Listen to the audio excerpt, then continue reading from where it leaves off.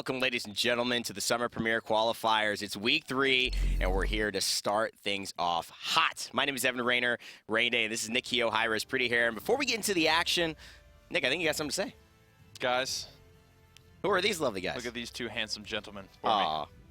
This is Dave and Kenneth. I don't know their last names. Bellafroid. The Bellafroid boys. Name. These are the owners of the Paladins World website. Today is their birthday. There are two handsome twins.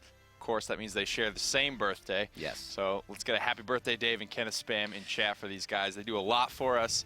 They make a lot of our lives easier. A lot of our broadcasts look better, and we thank them for all the hard work that they do. Yeah, just my quick 2 cents. Happy birthday to you fellas, and again, just really honoring the work that you've put in. I remember first getting started in here, you guys were the two producers that I worked with from a community side alongside Vox, just starting casting, doing qualifiers for the first DreamHack, and it's funny, they were in the DreamHack official trailer recap of last year, just walking in the market. So somehow somebody said, these two guys are special. I need these guys walking in the market, nobody else. And so you definitely have had a special place in my heart. Thank you so much for your work and your energy. And of course, if you just saw before we get in there, console, it's coming. Paladins is there, and when the Xbox One X, which was announced at E3, comes through, console Paladins will be available on the first day in native 4K. Wow. So we were talking about 4K TVs as well. Are you saying it's worth it? I think it is. Grab it. A couple of YouTube videos that I've watched have definitely proven to me that 4K is noticeable and it's worth having. Yeah, absolutely. You got to get the fresh definition there on whatever you're watching. Let's take a look at today and get into the standings, get into where we sit with all these teams, because it is week 3, which typically, from what we see, is kind of a swing week for these teams. So Flashpoint sitting 0-3. They've got a long way to climb, and basically what has to happen if they want to get a spot is WASD have to lose actually, I don't think Flashpoint can qualify at this point, because WST and D69 going up against each other. Flashpoint have to win the rest of their series, and D69 would have to lose every single matchup that they play coming up in the next couple of weeks. Gangstars are getting close. I think the magic number here is around 4. Yeah. So that's what teams are going to be looking for. Gangstars potentially could look to qualify today if they can scoop that 4th win. Yeah. And so this next game, it's going to mean so much for Gangstars. If they get this win over D69, it creates a lot of more interesting scenarios for WASD and D69 when they play. And it also just means Gangstars, they're pretty much signing their tickets to Valencia today. So as the first game gets underway, we'll be on Jaguar Falls. Standard, typical. What better way to start a momentous set like this than just go with the straight, easy peasy map? Yeah, both these teams are really good at this map in particular. I think D69, we've seen them pull out triple tank. Sheepas Fernando did come out on this map, and likewise we've seen the opposite of that, where just they go with a 1 tank, and normally if they go 1 tank, Gangstars are going to be going for something like a Makoa, something that they're very comfortable with. Yeah, we saw yesterday in the Brazil community tournaments and North American community tournaments a lot of different play styles. The 1 tanks did show up. Usually in D69 and Gangstars case, we do see the double tank just giving up that sustainability on the point, that kind of long-term fighting style. Yeah. I don't know, it doesn't seem like most of these teams are going to go for that route. So not only D69 do still like Makoa, but they realize that it is very important to Gangstars, and they enjoy having it feel it's his 100% comfort pick. So they're going to take that away first. But the Bomb King Ruckus, definitely a good way to fight back. Delicious picks there. Ruckus, super good right now. So much DPS, so much sustain, great hook bait as well. It's exactly what you want on the end of a Dredge Anger if you are Gangstars, because he could probably survive the hook. Do they take Andro here? I think that's a big call, Nick. You called it right there. Andro and Inara rounding things out. So they get their damage. This is a close map, really good for flankers like Andro. I expect Gangstars to follow up with a Lex to counter that. And maybe some, they don't need blaster damage here. Maybe a Maldamba here just to get their heal out of the way and have a viable pick at the end. There it is. So I think Maldamba probably a little bit better than Saris at healing up 2 tanks. Yeah. As well as both Makoa and Inara count as line-of-sight blockers for Saris Ultimate. So that's definitely something that D69 have the reaction time, and they know kind of how to look for it. Certain ultimates are like if you see Androx's dash 3 times straight up in the air, you're kind of like, oh, what's he going to do? Yes. So there are certain cues and ways that players are going to behave that will telegraph what they're looking to do. So maybe that's why we go for the Maldamba here instead. Last pick, don't expect something crazy interesting, and right as I say it, they take the wind out of my sails. Wow. And Ash comes through as the final pick. It seems like maybe Gangstars have something up their sleeve here with this triple tank combination, and Ash playing that bruiser role for them. They're very tanky. to say the least. I think it sounds weird to say, but I think Bomb King is actually the squishiest character in this lineup. 2,600 2,600 HP. Or above. Because I'm pretty sure, yeah, Maldamba is somewhere around that neighborhood too. We'll see how D69 handle it. Combustible for Bugsy's Drogos is the first legendary selected here. And should be pretty interesting to see these two teams going head-to-head here. Nick, I'm dancing. I'm dancing right now because I think Ashe, the way that Ashe is really meant to be played, is she fits this role that's outside of all of the class themes. She's not really a front line because she has this. I feel like if you were going to take this and apply Ashe to Smite, she would be a warrior, which is not quite a guardian, you know, and not quite a damage dealer. She's in between. She's got a lot of ability to bruise, and I wonder if Gangstar is going to play her that way. Yep, she's a big fat bully, I guess, to put it lightly here. So both these teams moving out.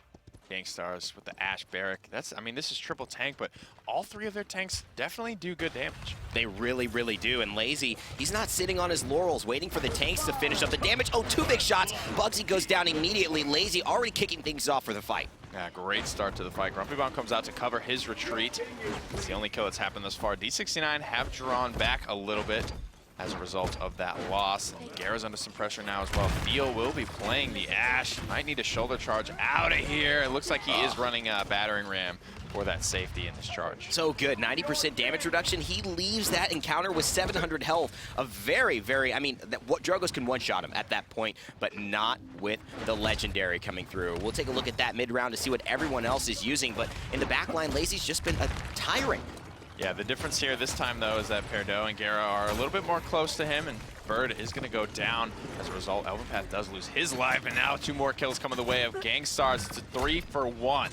This Ashe pick is just so exciting for me. See Sun Commander getting 3 kills on the Ruckus. It is a tank-dominated game. They know that's where the damage is coming from. And with the emote there, he looks to secure this first objective for Gangstars. 96% and counting, most likely going to tick all the way over and give them the first point in this match. Now D69 giving up a decent amount of push here. They need to be pretty careful about how they go about this, because giving up a little bit of momentum at this stage of Jaguar Falls, giving up a quick, oh, look for the knockoff there. Doesn't actually find it. Can't get the kinetic burst either, as Nara is CC immune. Oh my God, that was a fantastic attempt there. Sheepa actually finds the kill. Gara finds one more, and Elvenpath does a great job of just pulling away any potential support Theo might have had. Survived for quite a while, but D69 go ahead and rally to the call and take down Ashe to start things off. 1:50 now for them to defend here. You know, what do you think? This triple tank had some success early, but is this going to be able to be continuous success here on this map for them? Yeah, the thing about it is the King Bomb does come through Lazy, hitting his first ultimate of the day. Good start for him. You know, it can always be a little bit shaky for him out of the gate, but he does find it. Gets 1 pick off, and now that momentum restored to their team. We'll have to see. It's going to be important to keep that momentum high early. And it is so much on the back of Lazy, I think, to really find the burst damage in the kills. There's so much consistent DPS from Ashe and from Ruckus and from Barrack, even Maldamba with the Gourd, but it's just Lazy who's going to need to put that 900 to just burst somebody down from a little bit of life and then right down to the grave. Back to the base they go, and Bugsy takes Theo down. That's a big start. Up in the air is Salvo. Drogo's usually good with dealing with the tanks, and right now Bugsy seems to be hitting some big plays, but Sun Commander takes him down. Receives a ton of healing, but it's just not enough. Balker under his Dome Shield will go down as well. One gets Dredge anchored in. Theo over on the right side, trying to stay alive. Sheepa keeps himself safe for the time being. Just box the out of sight. Nobody can get to him, or they have to get around, go through the danger zone, and allows Saris to heal him up. Gara right when you need him. In fact, these two teams have such prolific healers that you can almost count on, even if you're low, them coming to your rescue. It's not a safe bet, but they're usually always there. Now 30 seconds remaining. You heard Bomb King talk a kinetic burst just to get Gara out of position. Now Theo's going to go for the ultimate. Dread Serpent comes out in combination. Right onto the payload. That's exactly where you want to use that one. But he's got to get healed up now to make this count, and he gets pulled away. Elvenpath trying to do it. No CC immunity. Kinetic burst comes out too late. Doesn't combo both of those skills. Could have knocked Elvenpath off, and now Theo is facing death. Slowly slaughtering him with that Dredge Anchor. 4 for 2 right now. D69 just needs to take down Bonker, and they'll be all set in stone for this overtime. It's going to be started up by Bonker. Wow. Slowly expiring out, and I don't think anyone from Gangstar is going to be able to reach this in time. That's Elvenpath with a double kill there. Spray for good reason, my man. What a great play there by the Makoa, and really more taking advantage of Theo maybe showing his lack of experience with Ashe because when you play her more, you just charge that kinetic burst before you dash as a reaction, knowing you're trying to get him off the ledge. Combustible for Bugsy's Drogos, in case you guys missed it. Mother's Grace for Sheepa's Anara. It's going to be a Darkstalker for Parados and Droxus. Half Shell for Elven Path's Makoa, and Mortal Reach for Garaceris. Lazy running the typical accelerant, and Sun Commander Aerial Assault is all familiar things. Battering Ram, as we mentioned earlier, for Theo. Ripen Gourd coming through for Maldamba, and Architectonics Barrack. I'd love to take a look at Theo's loadout here as well. One of the things that I use as Ashe when I'm playing her is an additional kinetic burst knockback. It doesn't seem like any of the players we've seen actually use that. He doesn't look like he has any. They go for the Vanguard 3, but that 32% extra when you hit that 4, great initiatory CC immunity there in the Earthen Guard makes her very invulnerable. Nara, pretty good tank against what Ashe wants to do. Definitely. D6 being a little bit more careful. Peridot covering this flank, but now he's under some heat. Garrett's going to be able to get him topped off. Lazy's not had the same angle back to the back line. Here comes the Dragon Punch as well. It's going to find Theo. Big time stuff there. Lazy gets stunned out as well thanks to the seismic crash. And Jera able to follow up on the kill. Sun Commander on a 1 streak, trying to keep he and Bonker alive as they slowly retreat back to the safety of their own base, while Elven Path looks to push the issue. 57% captured already. Everybody topped off from D69, so it's going to be a fresh defense. A tough one to break at that. Gangstars come back in. Here comes the shoulder charge. It's walled off. Beautiful plays there. Nara so good at countering what Ashe wants to do. She has the CC immunity. She's got the wall to block the escape, and that's how you deal with this Ashe. But right now, this is how you deal with D69. Theo and Lazy pick up 2. Bugsy and Elven Path go down, and D69 look to be crumbling. Solid stuff there. I mean, Lazy looked like he was in trouble, right? But just the fearless amount of follow-up that comes from Gangstars. And granted, they have 3 tanks, but they were right there with, and they are functioning as a unit. They don't want to lose a single piece of this puzzle. And I love that this meta, you know, has allowed Ashe to be here. And Elven Path, knowing that the charge is coming through, and Theo just trying to stay alive. He might actually turn this around. Of course, if he moves out of this space of invulnerability, he can actually take damage.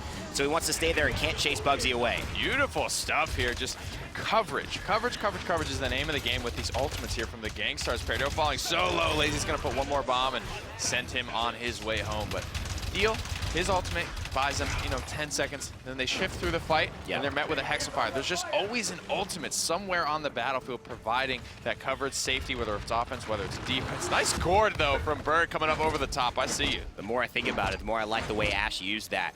Theo just using it to buy time and create space, keep himself alive, but also distract Bugsy and Elven Path and trying to take him down. They realize it's just not worth it. Then they go to the point fight late. Things are already shifting towards Gangstar's favor. Minute and 55 seconds left on the clock, Nick. This push is really in contest here by both teams. Still has momentum right now on top of a gourd. Both members of Gangstars there should be safe for the time being. Peridot has fallen. There's 2 more members low. Theo's pushing the issue up on this right side high, with not only Lazy, but Sun Commander working his way up there as well. And still no knockoffs from Theo. It's something that the way that they're playing this upper ledge, it's almost as if D69 is baiting him to try to go for a knockoff and waste some time there, because it doesn't seem to be panning out whatsoever. But Bugsy into the Dragon Punch, looking for his prey. Will he be hunted, or will he be the hunter? Gets 1 kill, but goes down right after thanks to Lazy. That's the second time he's done that. He kind of surged forward back. He tried to get back to his team, but you have to pass through the entire Gangstar squad. So now he trades out, loses life for it. Now D69, they've already lost 2 in response. I'm telling you, these walls by Sheepa are so important for D69 holding this. He's blocking off all the follow-up. Any momentum that they would have gained off of getting those 2 kills from Elven Path and Bugsy, go away. Nothing from that seismic crash there. Lazy rolling out into the back line, looking for something, looking for anything. He's going to find a stun, and he doesn't lose his life until a couple of more shots come out from him. He gets so much more damage into that fight, and the conversion is going to come through as a result. I thought he was dead the second he let that ultimate off, if not sooner. Well, it just the way you said ultimates and ultimates and ultimates, Lazy almost a distractor, and now Sun Commander able to stay on his 14 streak, follow up with the Hexafire, gets so much damage, actually pulls 2 kills in that last fight. Probably the biggest game-changing moment for them as they go 2 points up now against District 69. Yeah, and the items are about equal here, and where that all went wrong was, it sounds weird to say it, but that Dragon Punch was sort of the turning factor. They did lose Bonker, but immediately losing 2 more members. A little bit, Bugsy's passing was a little bit strange to me from there. Instead of going back up through the cubbyhole that he came from, he tried to go under the bridge. Hits his head after the thrust. I don't know if it was panic. He doesn't seem like a guy that panics often, but maybe fly away back towards the point. Just don't give up your life right then and there. Interesting thoughts. D69 have to do something different, you know, so looking at how they can impact this game more, it's going to be a big test of their skill coming back from this. Bugsy gets 1 kill on the Bonker and the Dome Shield, doesn't get any value, but Sun Commander, he's been the big deal, and with Combustible, they're going to be able to knock him off, but Aerial Assault's going to put him right back up onto the bridge, so it's just a big rocket versus a ton of miniguns, and Bugsy gets him down yet again. Great mid-air play by both players. A little bit of self-damage there from the salvo, but most of that's going to make it through, and more precision fire spits. Bugsy's going to win out this war for his squad and provide the zone that they need. And that is a big battle that he won. If Sun Commander stays up there freely firing, Bugsy doesn't address that, I don't think D69 come back and win this point fight. So it is still a game, ladies and gentlemen, as these two juggernauts of European Paladins face off again. They make it an interesting contest till the very end. Architectonics Barrack on his way out. Turrets being cleaned up, 2 minutes on the payload push. Bonker's still low, and Perdo doing what he can right now, but the triple tank there's just so many tanky targets on Gangstars. Nobody is, you know, squishy. Nobody is a great target for this Androxus. He's gonna have a tough time winning any of these matchups. He goes down to Sun Commander. Elvin Path's trying to escape with his life.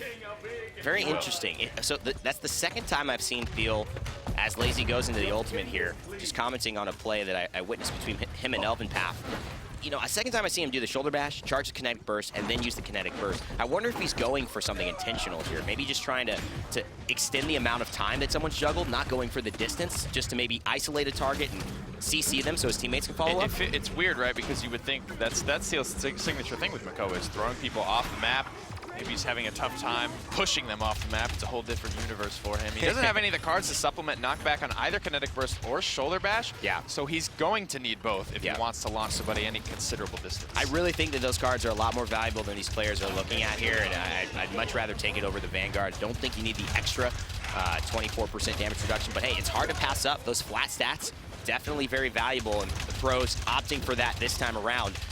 Ash still getting played for really the first time in Europe right now that we're witnessing, and by the best team, no less. So it seems like she has definitely made her way into viability here. Bugsy pinned down behind a tree will eventually fall, losing his life. The rest of his team on the retreat now with 40 seconds remain. Ultimates available for everybody except Elvin Path on District 69. And likewise for the Gangstars, Lazy and Bonker, the only ones off the mark. And the way that Gangstars are responding with the 3 tanks has made it difficult for D69 to find any kills off of Makoa. They just have so many healthy targets. As we mentioned, 2,600, the lowest health champion on the side of Gangstars. So no one that Elvin Path hooks is going to go down easy. This is big. Not only do they give up Bonker a little bit out of position, but Heel gets hooked in and actually does get cleaned up. Lazy's able to answer back onto one target, but he's only got 80 HP left. Can he win this 1v1 with Bugsy? He will with 80 HP to his name. 20. Oh my God, it felt like he was at the precipice of dying. Lazy comes back with an incredible play and just stacking up the numbers on a 6 streak for him. And the defense is successful off the back of, I think, 3 clutch kills by Lazy. Absolutely. I mean, they lost Bonker and they lost Theo for absolutely nothing. 2 for nothing. Pushing into the base, that is disaster territory because that's where D69 can get that snowball secured and locked down easily and just make it a struggle for Gangstars to get back on their feet. But, you know, saving grace plays there from Lazy to keep them up. 3 points to do. Comeback mechanic is still going to be enabled for D69, but Gangstars have the ultimates they need to try and box this one out. Likewise, though, basically every ultimate is ready to go for D69. Level 3 offensive items as well as level 2 defensive items for most members, and even some healing, some rejuvenates thrown in there for a couple of tanks. I'm curious about the approach that how much time does Theo distract the back line? That, I think, is going to be one of the biggest tales here. And how well does this King Bomb ultimate go for Lazy? Theo's still going onto the side, trying to control this room because he has so much control over knocking people off and already going to retreat. So not much is gone for him. Bugsy gets him out of the fight immediately, but loses his life in response. Sheepa going to wall off the majority of them, including Elvin Path, who then gets stunned out, who then gets Dread Serpent. So much control over this team fight. Bird is locking it down. Great stuff by Bird to follow up on his own initiation. That's a great support player, knows when to go in, knows when to back up into safety and keep him and his teammates alive by a result. Sun Commander on a 24 streak. They need to deal with this ruckus quickly. Completely nullifying Ancient Rage as well, just locked down for the majority of the time. Sheepa, in fact, walled Elvin Path off. Don't know if that was a mistake or not. Nice reactionary middle shield, gonna absorb some of that damage over time. from the combustible. Here comes the King Bomb as well, and just coverage, coverage, coverage. The name of the game, looking to give themselves an early man advantage, and they will. And it's only on Elven Pass, so you got to say that there's still a way for them to come back in. Inara, a decent tank by herself, and if Sun Commander goes down here, she's going to give a lot of people some ultimate credit. So basically backing up, saving not only his own life, but maybe not giving District 69 the tools they need to have a big ultimate to finish this fight. 84%. Sheepa knows he has to go now. The time is Pop Mother's Grace is here. Wall. Walling off Sun Commander is not a whole lot he can do, but Theo's ultimate on the point. Big time stuff there. Great wall again by Sheepa. Maybe turning this around. Theo gets knocked away. There's so much damage coming through from the combustible dragon, but Elven Path falls yet again, and Sun Commander on a 26 streak. Will this man die? Overtime started. Sheepa's still here. Sheepa's still healthy. Bonkers trying to provide support from the side room, but his Architectonics turrets are all that he has left. He doesn't have much HP to give. Theo's here. Lazy's here. Bird is here. They're all ready to take it, and the Gangstars will. As Sheepa falls, the overtime will expire. Oh my goodness, and just before Sheepa fell, Sun Commander loses his life for what feels like the first time in that entire game. Yeah.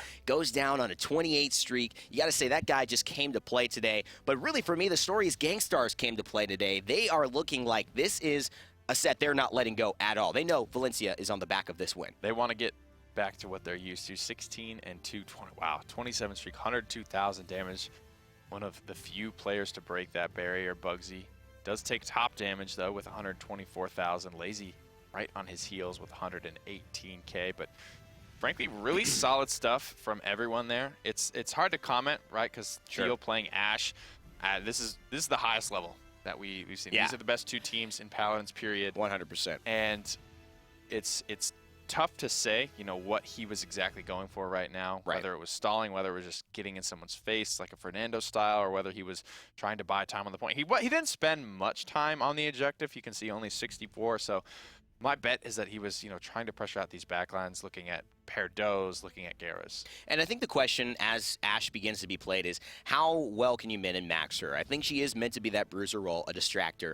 What I think in the future people will be looking for to determine how well Ashe played is not necessarily the amount of kills that she got, but the amount of assists. How much did she participate? She's got that big AoE cannon. She should be tagging everybody before they go down.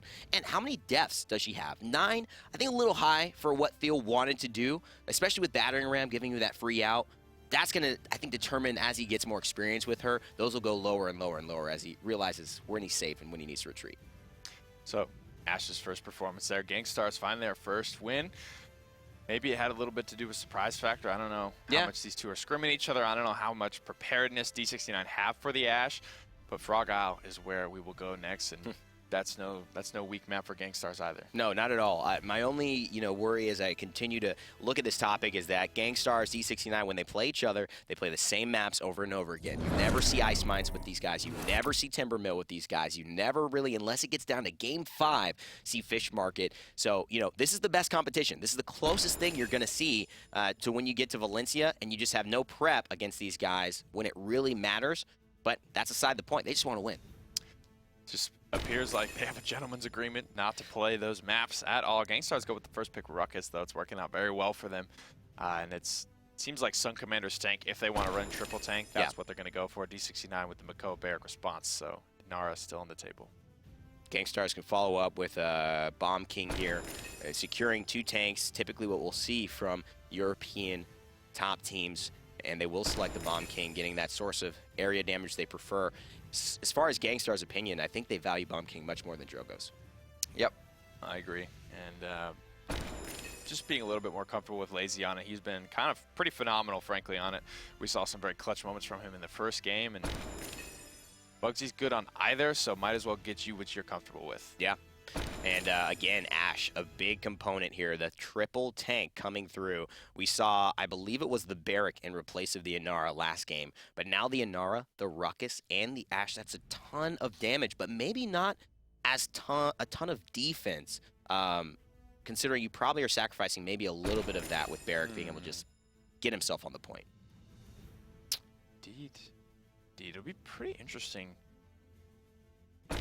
Pick up the Shaolin as well, just to have more threats from a long distance away. I think it's a little bit tougher for Ashe to maybe get in the face of Shaolin as well, because I mean you just can't go toe-to-toe with Planted and come away with a victory. The thing that I think is great about the lineup for both teams is either one has an opportunity to snowball this fight if one champion gets the situations they're looking for. Ash so good on Frog Isle, knocking off opponents, not only in the push, but at the beginning objective fight. So we'll see how that pays off yet again, seeing this one. And it's going to be Bird this time on Ripened Gourd, Bonker on Mother's Grace, and Nara. Thiel taking that Ash to heart with Battering Ram, Accelerant Bomb King for Lazy, and Aerial Assault Ruckus for Sun Commander. It's going to be a half shell Makoa once again, where Elven Path Sheepa's got Architectonics, Parado's got Recurve.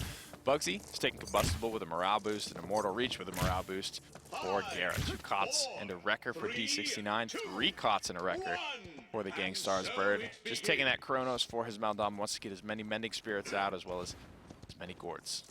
Knockoff potential here so important for Ash. You see D69 warily proceeding over to the left side. Elven Path the only one there because he has the distance with the hook. And now he gets up on the upper ledge. Thiel looking for a knockoff, doesn't quite get it, knocks away Barrack, and there it is, Sheepa. First blood down.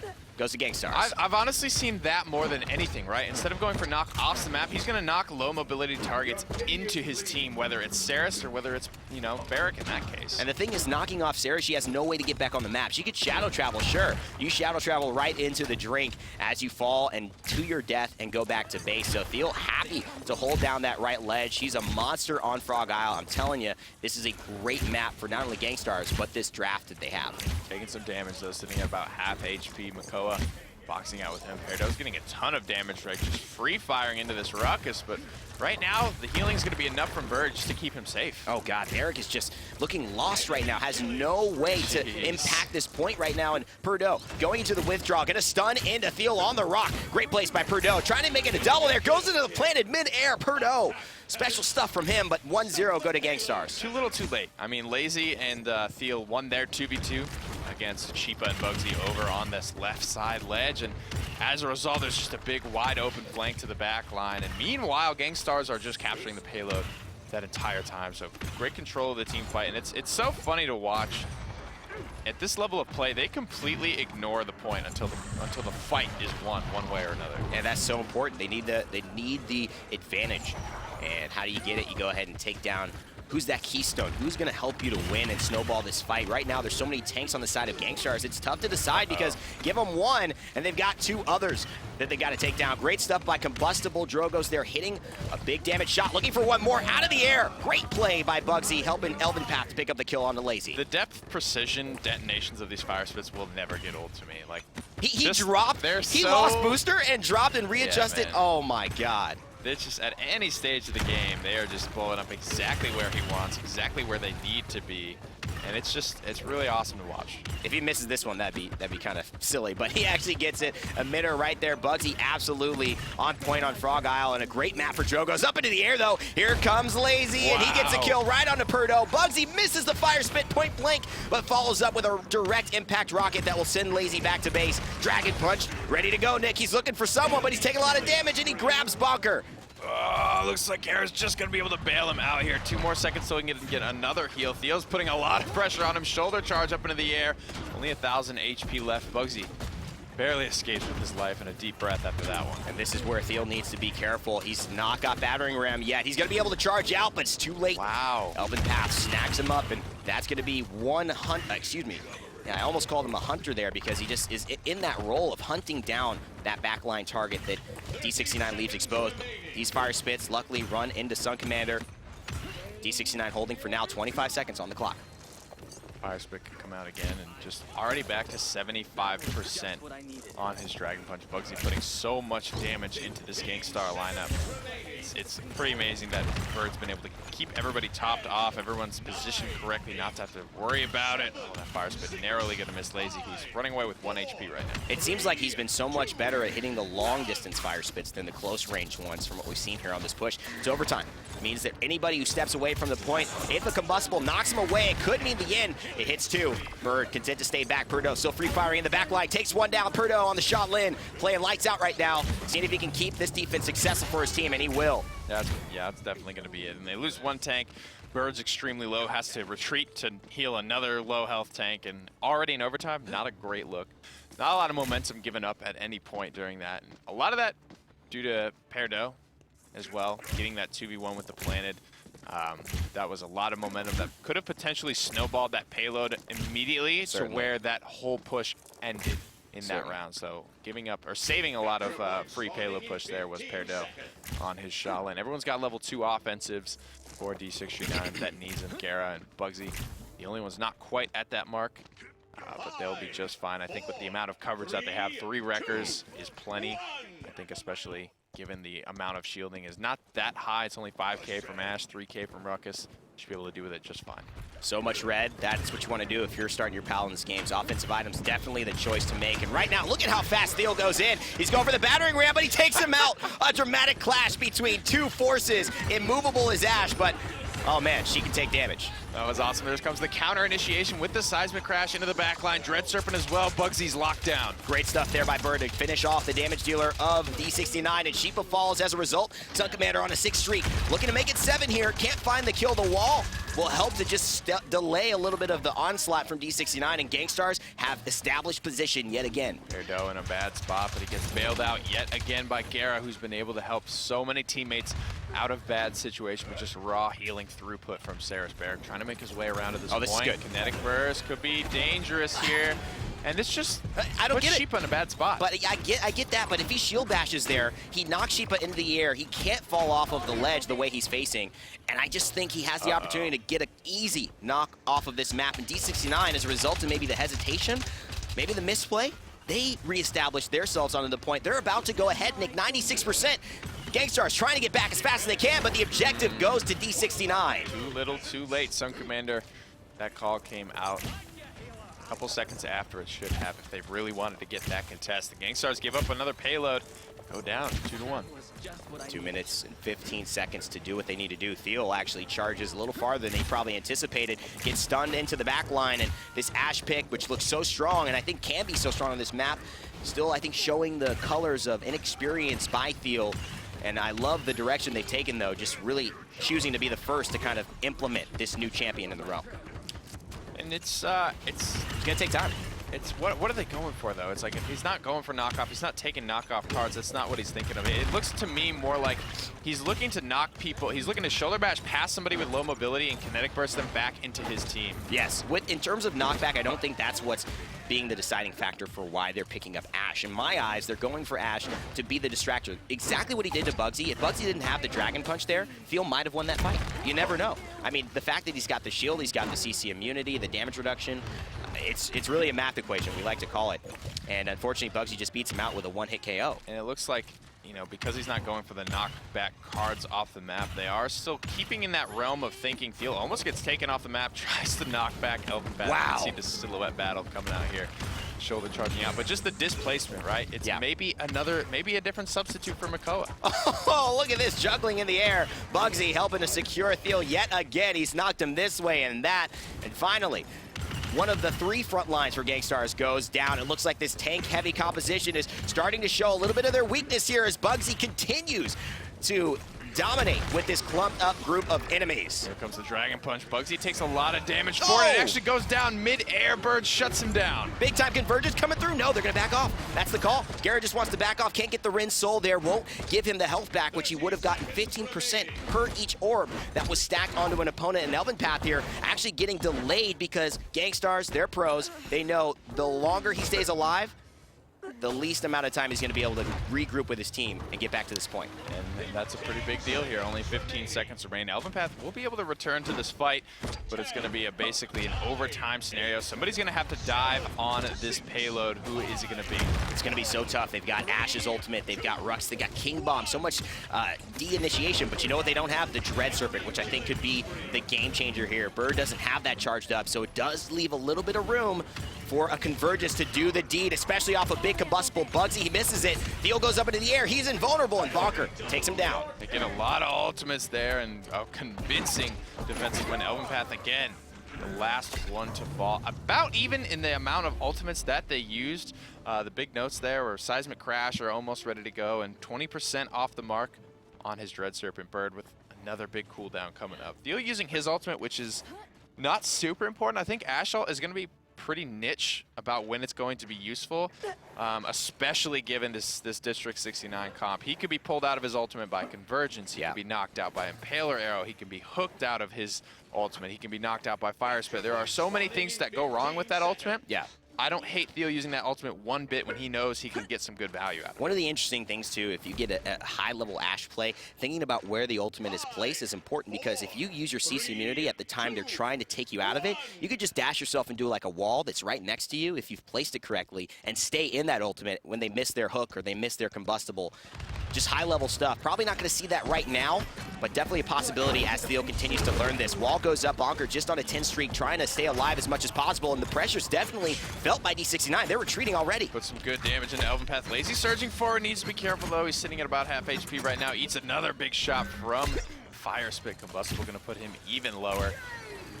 Gangstars with an early win. Nothing Nice from the old Convergent, Gera. nothing from Gera's ultimate. Lazy with a double kill, Bonker with one, and Bird follows up on another, a completely whiffed Convergence by Saris. This is uncharacteristic of Gera, who is one of the best healers in Europe.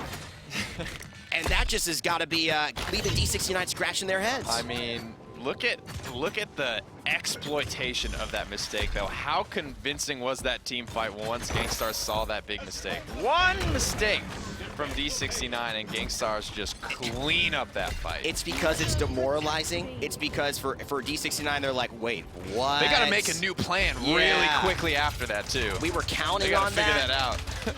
I mean, the best teams in Paladins absolutely are able to adjust mid-game and adjust mid-round to be able to say, okay, that didn't work well. How do we stay viable in this fight? And how do we, pick off the person that we need to pick off? The only person on a streak right now, yet again, still Sun Commander on Gangstars for 8.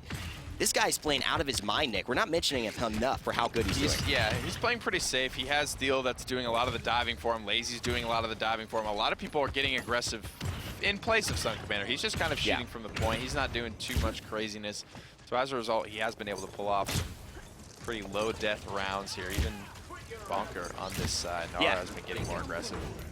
I mean, I think an 8 streak isn't that exciting, but when you combine it with this 28 streak from last game, I just think you can kind of put 2 and 2 together and say Sun Commander's definitely showed up today, and so is Lazy. This guy, he's been a monster on the Bomb King and just getting so much damage mid-air, finds 900 and forces Elven Path to retreat. It's the little things that make a big difference. Some of these days, it just looks like Lazy can't miss, and when the ultimates are connecting, it is that much of a nightmare for you. What a complete, absolute, quintessential Bomb King ultimate. That is how it's supposed to be done. Lazy ultimate trying to redefine what it means to ult as Lazy. This is looking a lot better on his portfolio. I think he's going to use that clip in the future. Ladies and gentlemen, Kevin Jensen is ready for land here on the Gangstars. Strong zone coming out as well. Convergence coming through this time. It's going to connect big time into 3 members. Theo drops his ultimate to try and stay alive. Big ultimate conversions from both sides, though. This is so important, Nick. They've got to hold here. It's only 2 that they need to win to push it forward and secure the 4 wins in this tournament. Tries to maybe jump off Lazy. That actually doesn't work, buddy. I choose my fate. And that's a Lazy Poppy Bomb if I've ever seen one. And he's good on the ult, but now he's got to work on there. I look at that area of Frog Isle a lot. It's never really relevant. Well, now he knows. But I'm always wondering, I'm like, can you actually go off that area of the map? And the answer's no. Nice reactionary Mother's Grace pop there from Bonker. Actually stays alive. He would have 100% been knocked off the map. Early kill onto Lazy. That was going to make this very difficult for Gangstars to find a conversion. I mean, now we'll see how much Lazy has been having to do with the success of Gangstars. And look at this, overtime slipping away. Look at Bugsy free firing here. No pressure from Bomb King. Another kill. I mean, look at the impact Lazy is having when he's not in these fights. Just his mere lack of presence makes it an easy defense for District 69. Yep, easy. First kill on the Lazy, second kill on the Theo. That is every threat for Bugsy. He can just free fire the rest of the team fight, and that's an easy L for the Gangstars. They're just going to hold that one, take it back to base. 3-3 scenario, though. It has felt very close on either payload push. District 69 coming very close as well. 61% on the King Bomb. Sun Commander has Hexafire. Bird has his Dread Serpent, and a little bit off the mark for a couple of these ultimate. Ancient Rage, no Dome Shield, no Convergence. So I think I'm going to go ahead and give the ult advantage to the Gangstars on this one. Heat Haze isn't an auto win. Dragon Punch, Bugsy's been dying after 90% of them. Today it hasn't been, yeah. But yeah, it's just the correct counterplay, right? There's nothing really Bugsy can do. If he has to start a fight with Dragon Punch, he's probably going to go down for it. Up into the air with a salvo, gets some good damage on the Lazy. He's about half health, and Theo hits a combustible, finds 2 on that one. Dragon Punch coming through, wants in an R, and he will, and he stays alive. Dread Serpent in the air, Bird trying to just capitalize on any mistake they could make, but D69 stay flawless here, only losing Elven Path and trade for Bonker. Not a super high value Dread Serpent, but separates D69 from Elven Path there. Pulls in 2. Lazy looks like he might go down, but a big repulsor field buys some mitigation. Not enough. Lazy is going to fall. Yeah, and that was huge. Sun Commander still staying alive off the streak, as you will notice, and now it's 3-3. If D69 win this, they keep their hopes alive of taking first place and overtaking Gangstars. Yet to find a win in the Summer Premiere, looking for it here. Sun Commander deciding to finally get aggressive. No, but Bonker's going to take him out. Here comes Lazy rolling in on the King Bomb, looking for Bugsy around the corner. He's going to find it. One shot from Bonker, and it's good. Gangstars back in the driver's seat. 45% on both totals. Elven Path leaving Lazy alone, decides to stay on the point and try to finish off Bird. He's going to slither away, and now his attention that was turned to one source is no longer there. Lazy gets stunned in by Perdot. Can he finish him off in the air? 630 health to his name. Shaolin's arrow just misses, and Lazy stays alive. Up into the trees for better or for worse. Lazy got caught on a branch, and it may have bought him the hang time that he needed. Now D69 on the back foot, 81%. Big pull in from Elven Path, but it just helps Steel get back to his team. 93-96 kinetic burst and knock him off, and Gangstars with 4-0 here in the Summer Premier qualifiers. They are going to basically cement themselves what a way to qualify. First place and qualify to see you in Spain. In under a month, they will be playing for $100,000 at the Summer Premier. Congratulations to Gangstars. 4-0, unbeaten, and over D69 no less. Twice. Games. 2 in a row. Wow. Sets a big precedent. These guys have a big reputation for being dominant on LAN. Frankly, I think have a winning record against District 69 on LAN for the greater part of Paladins esports lifetime.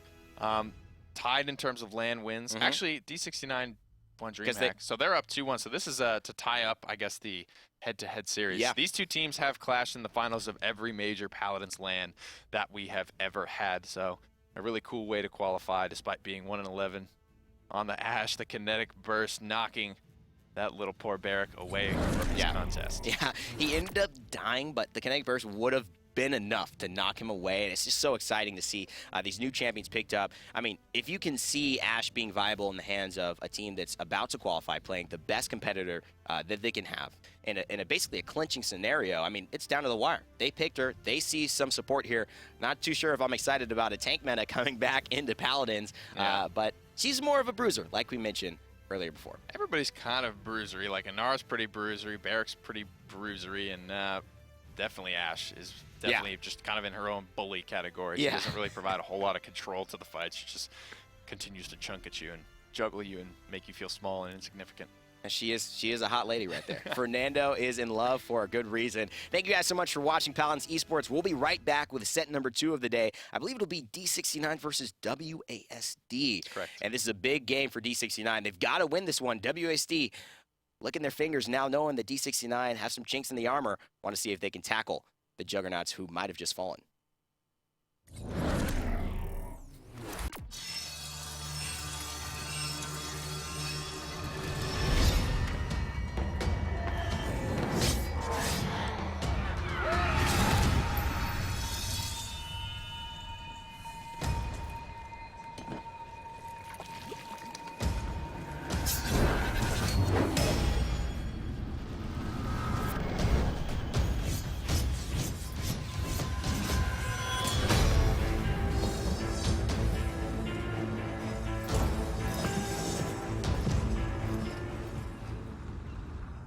Welcome to the ability breakdown for Zen, the Tyrant, the newest champion to join the realm.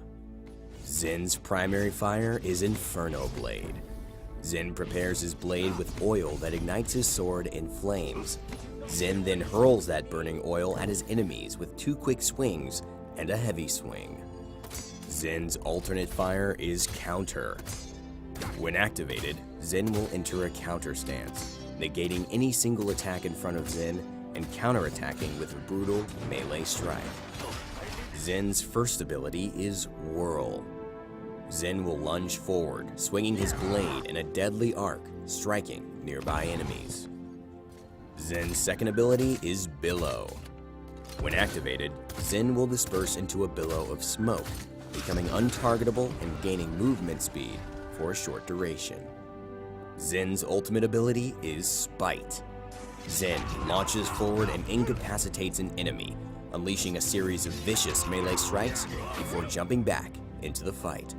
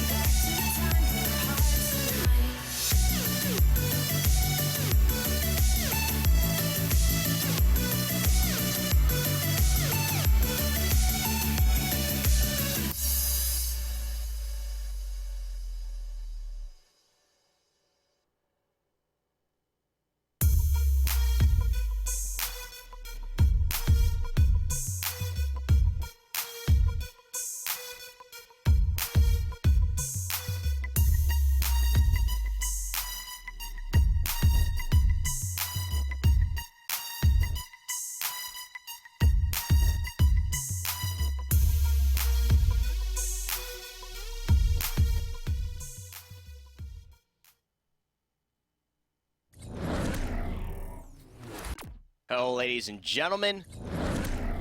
Welcome to the Paladins Summer Premier Qualifiers here. My name is Rain Day, Evan Rayner. This is Nikki O'Hira, pretty here. You just got done witnessing a fantastic set between D69 and Gangstars, and now we're ready to move on to the number 2 set of today, which is D69 versus WASD. Very, very must-win games for both teams. Absolutely. Still trying to qualify. I think still have a hope if they can win out the rest of their games. I think they're about tied right now. D69 are going to be sitting 2-2. D69, you know, it sounds weird to say, but they've got to win the rest of their matchups as well to have a good chance. I mean, they're under the gun. A Gangstars showing consistent dominance over them is something that we rarely see in these, I think, qualifiers. Sometimes we see them in Normally LAN, they trade. but they really do trade. It's so interesting. I think it's a very curious phenomenon with the high-level teams. But WSD, they've been showing some high-level stuff themselves. Notably, Creatives is one of the players I want to highlight. His play of Willow and introducing that champion into the meta really has proven well for them. Yep, WASD, I think as a whole, not afraid to kind of branch out. Serpent Beach is where they will head. Willow, pretty good on this map, but I still like Creative's Bomb King, I think, more than Willow. Yeah. D69, if they know that, they're probably just going to prioritize the Bomb King over the Drogos. And it makes kind of a weird thing, right? Because Creatives plays the Bomb King, but Modestina plays the Drogos, I think, a little bit better. And they can all play Androxus, which definitely helps them. I think there's like 3 or 4 Godslayer titles on this WASD team. So they're all the Godslayer. They've got that champion covered. Now, taking a look, WASD, they're not necessarily going to prioritize Bomb King here, but they might. Inara taken first, and on Serpent Beach no less. I mean, that wall, pretty good. Doesn't have vertical mobility, but they basically cover that angle of their lineup with Ruckus, who definitely does. Absolutely. Big tank presence right now for both squads. D69 scooping up the Barrack. Will anyone take the Ashe? Will D69 use the Ashe against WASD after kind of what it did to them in the previous set? Who would play it? Probably Elven Path, I'd imagine. He's kind of the bully player. That's how he used to play as Fernando. WASD are going to scoop their Androxus, as well as probably a Drogos. Now, what we saw earlier is that WASD have gone through this, but now that they have the healer, this is where the Willow has come out as a counter pick, right?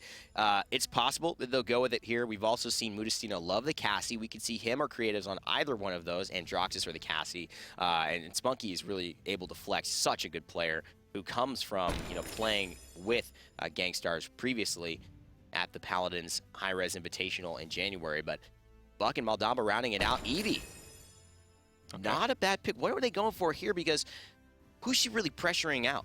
The healer. Going to be Maldamba for the most part, I think. Buck going to be hopping around up on the high ground. I think Maldamba's a little bit easier to pressure out than a Saris. Yeah, that's true. So, going to be interesting to see. It's a lot to pay off. Modestina will probably be on the Andro in that case. Creatives showing a lot of flexibility for this WSD squad. So good to see. Bugsy is going to be on Accelerant, Bomb King, Half Shell for Elven Pass Makoa, Bounce House for Parados, Buck, Architectonics for Sheepa's Barrack, and a Rapid Gourd for Gara's Maldamba. Unbelievable. We'll be using Mother's Grace and Nara, the legendary of choice here in the pro scene. Reprieve for Eevee, which we've seen so much. Creatives use to good extent. Darkstalker, Androxus for Modestina. Mortal Reach, Saris for Spunky. And Kamiker will be on Aerial Assault. Ruckus, so important for the high ground in this map, Serpent Beach. That's what differentiates this between Jaguar Falls. Being able to get up to the high ground and have that control, so influential in these games. 3 cauterizes for both teams. Bugsy, I think, realizes he's going to be under some pressure from Modestina. Goes for a Haven right out of the gate, as opposed to a Wrecker or a Cauterize. You can hear Creatives blinking around, looking for his angles into the ice block early. However, he's under some pressure. Uh-oh, 2 bombs sticking onto him. A big stun there from the Grumpy Bomb. Nara can't run away. She fires, slows herself by 40%, but look at Spunky hiding out in the background. Gets him a full heal, and he's back to action.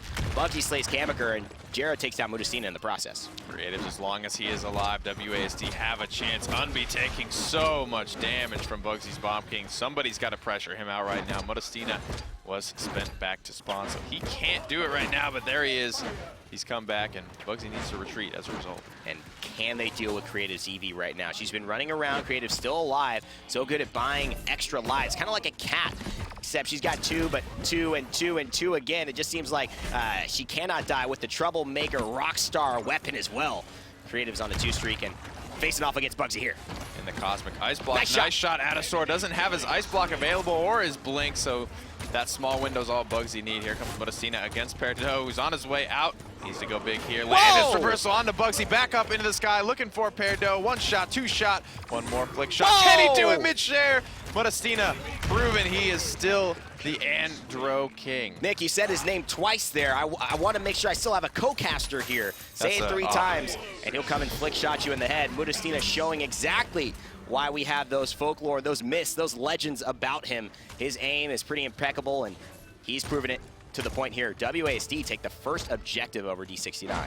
And when Creatives isn't there, Modestina steps up. When Modestina gets picked, Creatives is there to step up. Good stuff from both squads, and that's the type. Nice. Kills the trap of Bugsy as well. Creatives thinking on his toes as well. Peridot, a little bit quiet on his buck thus far. Very quiet, but that's okay. Peridot, knowing he's going to wait for the right moment, grabs Modestina out of the air. Sheepa is helping with that. Barrack just so much damage and consistent damage with the turrets and just with his hit scan weapon. Perdo here still staying alive. I love that Perdo just uses the base skins on all his champions except for the wrecked weapons. He loves them. He's a kid at heart, Perdo. Very, very talented Paladins player for D69. We've often called him one of the best, if not the best, Androxus hit scan damage type player in the world. And he's definitely done enough to deserve that. Modestina, though, trying to make a name for himself here against Bugsy. Nowhere to go. Out of the frying pan into the fryer, up on the high ground. Bugsy's waiting for him. And now finally has a second to breathe before Perdo comes with a lot of pressure right now from D69. Modestina with just nowhere to go. And they're just pressuring him the right way. They're not trying to one-on-one him. They're just putting him under that situational distress. Every time he goes up or down, there's nowhere for him to hide. Usually a big strength of Andro is being able to shift between vertical levels. Now, almost looking like a negative for him. That's why we stress high ground control. Buck's up there. Bugsy on his Bomb King is up there. Elvin Pass holding down, pulling people off the high ground. There's just a lot of control from this WAC lineup. Nice stun there by Guerra as well. Probably prefers the Maldamba over the Ceres. We see him have so much impact on setting up team fights with the stuns. There it is. Modestina finds one, looking for another on a Perdo. Misses the reversal. Nobody charges it up for him. Not running Godslayer, I believe. So he's going to try and get out and doesn't have a dash. Perdo cleans him up. Ran out of dashes. And that might be his one weakness, is kind of his escape plan, his game sense. He's got great aim, but getting caught out without dashes is not something you want to do, especially against D69. And that can come, you know, based off of so many different factors. It could be how well D69 is playing against you, how much they're putting you under pressure, you know, how many angles you have to face, and, you know, is there a clear line of sight for where you can escape? Oftentimes, Modestina, he's just caught between a Buck and a Bomb King, and it's not a fun situation for him. Not at all. Cosmic Ice Block looking real clean, though, from Creatives, gotta say. Gotta say. Yeah, looking good. Definitely worth. Perdo on a streak, Sheepa on a streak, Guerra on a streak, Elvin as well. Everybody from D69 on fire right now. Defense is going to hold, but level 2 items come out nonetheless from D69. Bugsy goes into a Master Riding as well as a Cauterize 1. Cauterize 2 is almost across the board from Perdo, Sheepa, Elvin Path, Creatives, Modestina, and Unbelievable, who's earned himself a lot of credits. He's got Caught 2, Master Riding 1, and a Rejuve 1 with 200 left in hand. 2 ultimates left online for WASD, whereas D69, they're sitting on 4. Bugsy trying to collapse onto the right side. Copy bomb thrown out there, and now Anar's in trouble. Goes to the CC immunity, maybe a little bit early. Gonna get stunned out? No. Moves away. Kamiker will take that stun, and here's another one for you. Hit King Bomb, comes through, bursts through the shields, and that's 2 kills for D69 right away. Make it 3. They forced it.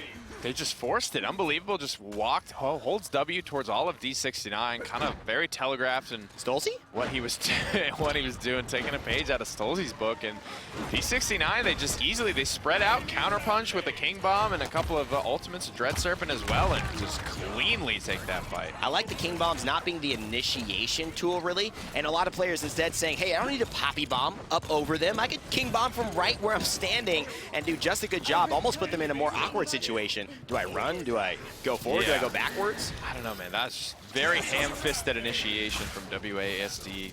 Easy to see coming, easy to kind of calculate what they need to do to counter it all. D69 handle that team fight masterfully and easily take this second payload. Talking about mastery, Guerra, I've often talked about this in videos and commentary outside of the esports scene, but Maldamba, one of the hardest champions to master. So many different things he needs to be aware of. Healing his teammates, throwing those stuns, as you can see from long range. He's just looking to set something up, maybe on a lucky strike, but a lot of it has to do with just skill and awareness of the battlefield.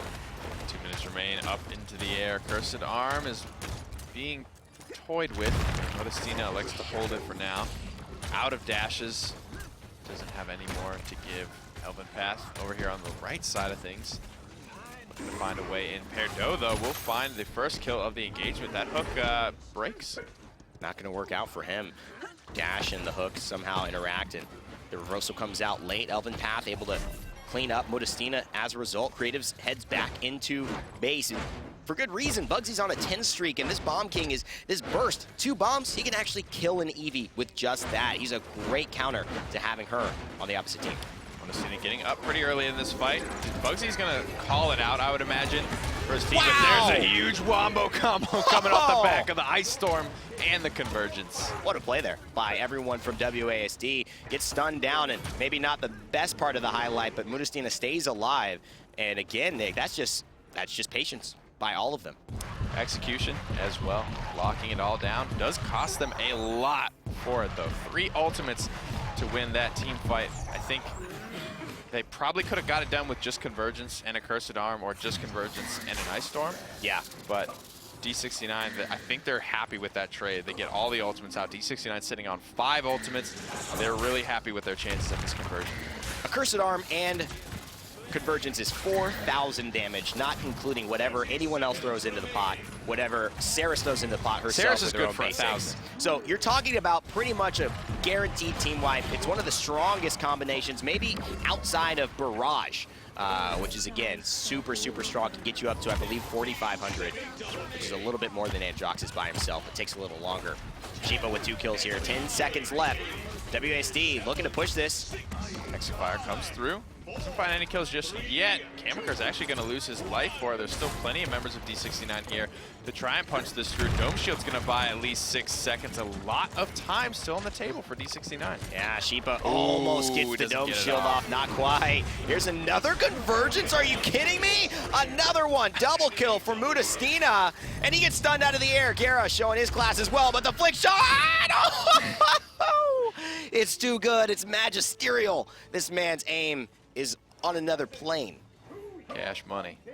And not only that, but Mudastina with a morale boost too is keeping up with Spunky in terms of these convergences. That had another Cursed Arm ready to go for that wombo combo, and just all of that setup and the pack-a-punch to drive it home. Mudastina with the morale boost too, which is pretty uncommon to see Androxus going for that. Normally he goes all in on those cauterizes and goes into more defensive stuff. Not a real staple as it is, at least on Saris. Not at all.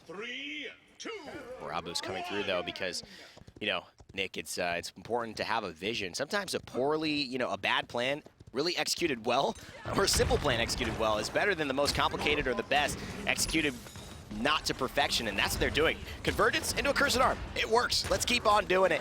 So far, though, you know what else works, too? 1,800 shots right there. Bugsy totaling all the damage he needs to force WASD away from each other, out of the fight. Grumpy Bomb does the rest, and he takes down Unbelievable.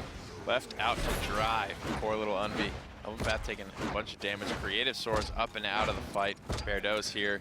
Defensive positioning. Pops recovery as well, just to keep himself safe. WASD do scoop 42% on that point, but 54 and already climbing. D69 definitely in control. And this is difficult. Nice ice block. This is what you want to do as EV. Let the Ice Storm do its work, put him under pressure, escape from the play, and come in and take down off of maybe low health targets, but Kamikar falls. Elvenpath picks up 2 here, trying to carry the weight for his team and make sure they can qualify for Valencia. Yeah, but 2 more kills come through. D69 already scooped the payload, and they had plenty more in the tank. Buck Wild, almost a Dread Serpent and a Dome Shield to secure that payload. D69 still sitting pretty. They're not relying on hefty wombo combos. They get it done with just 1 ultimate. And that's always been a staple of Paladins. You do not need ultimates to turn tides of a game. And oftentimes you don't see pros invest in that very often, but it can be a viable strategy with certain character combinations and on certain maps for sure, where maybe the fighting is a little bit more together, very much so like on Serpent Beach and these pushes. They're going to have to be aware of dealing with these Mudastina and Spunky combos. Legitimately never use this flank route. It's because you're not Mudastina, man. Something you learn every day. My God. Lands that reversal, just has plenty of dashes just to float. And Droxus doesn't need the map. He doesn't need anything. He just goes in with the revolver and starts shooting. These flick shots almost have a premonition aspect to them, like he's seeing the future. Maybe he's just taking a little bit of, you know, advice from Saris and just saying, yes, he's going to be there. I know it. Turns around, hits him perfectly in the head. It's magical. He's not of this world. I went back and watched that clip this week. It was actually Cuss Cutie that got flicked. No way. Into the Shadow Realm. And our own Jake Jenkins. Our very own Cuss Cutie. And Mudastina, he's not taking it easy on anybody. 5 streak for Creatives and 3 streak for Androxus, the God Slayer, as they defend this push with their lives. This win matters so much. Dread Serpent couldn't come out. Really nice angle there for Creatives, but they only get one. 4 for 1 in favor of D69. Make it a 5 for 1 as Perdo tracks down Creatives and sends him home. And D69 are inching ever closer to this conversion point. Modestina up over here, looking to sit up on this ledge. Here comes the Wombo combo, but just coming up dry. Great stuff, though. They set it up yet again, but unfortunately just doesn't get anything from the convergence. It's a bit too late. Modestina starts the ult early, gets Bugsy as a result. Maybe that's enough. That's all they might need, but Perdo and Elven Path and Sheepa are content to be at the bottom under the shell shield. They survive and give D69 the first win of this set. So Nick, now this means that D69 are on the precipice of really, I think, cementing their place in second place if they win this next game over WASD. That's what they're looking for, and they fooled them once, they fooled them twice. They couldn't get the fool 3 times, and really, I mean, Modestina's just there to blast all the kills. It's all on Spunky to be able to hit that convergence, but D69 quickly wised up to their shenanigans and were able to keep themselves all safe from the convergence. 15-5 from Perdo's Buck. 0-12 here by Kamiker, not having the best game. Very just kind of outlier stat there, not getting any killing blows. 12 assists does contribute, but still kind of on the lower end of that. And again, didn't come out on the winning team. So that's going to be a big difference as to why you don't see that happening. But Ruckus fires very fast, still contributes 60k damage. I wonder if this is going to be something that they really look towards in the next game. Ruckus very good, but didn't really work out in that one. Got to figure something else out in the draft. Eevee wasn't really the answer. The Buck worked out fairly well. Yeah. It's kind of a quiet 15-5, right? I didn't feel like he had, you know, this amazing KD going through that, but he's always there just to track down kills, keep control of the high ground. If anybody comes to him, Perdo's probably going to lock it down, and he was good at tracking down Eevee as well, one of the few characters that can keep up with her. Absolutely, right there. Stonekeep going to be the next map for them. These two teams, they fought on this map quite a bit. In ESL, this is where they actually brought out the Willow. So this is where Creatives may be looking to go back to that. If we're looking at the signature drafts, they're going to pick their healer, they're going to pick their core, damage, and tanks, and then leave that last pick open to flex on maybe a Willow, maybe a Drogos. We didn't see Drogos in this last matchup, which is kind of odd. Definitely didn't want first pick going the way. They're still going to stick with it. Kamiker. I don't know, man. Ruckus. Whether it's Unbelievable or whether it's Kamiker, one of them I think could play this character very well. Unbelievable is a fantastic normally, Ruckus. He's normally the Ruckus guy.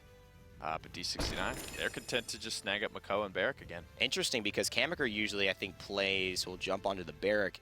So I wonder what this is going to mean for WASD, drafting away maybe some comfort picks there, trying to isolate that. Maybe they know that. And put him on something that maybe he's not feeling too good on. The Inara and the Ruckus, I don't know. It might be Kamiker right back onto the Ruckus. Inara there for Unbelievable. But they take the Bomb King, which Spunky has played often. Creatives plays that too. Creatives, very good Bomb King, and I think it's smart to get him that earlier on D69 with the Saris. Maybe an Andro as well to keep their Drogo safe. No, they're going to take the Drogos now, leave Andro open. Very spicy. To Modestina. Ooh. Modestina has played the Cassie here and done well, but the Buck is definitely, to me, it's going to dissuade the Cassie pick, and it is going to maybe look like more of obviously taking the Maldamba to get that healer rounding things out. But here's where District 69 could be funky, knowing they need the healer. So interesting.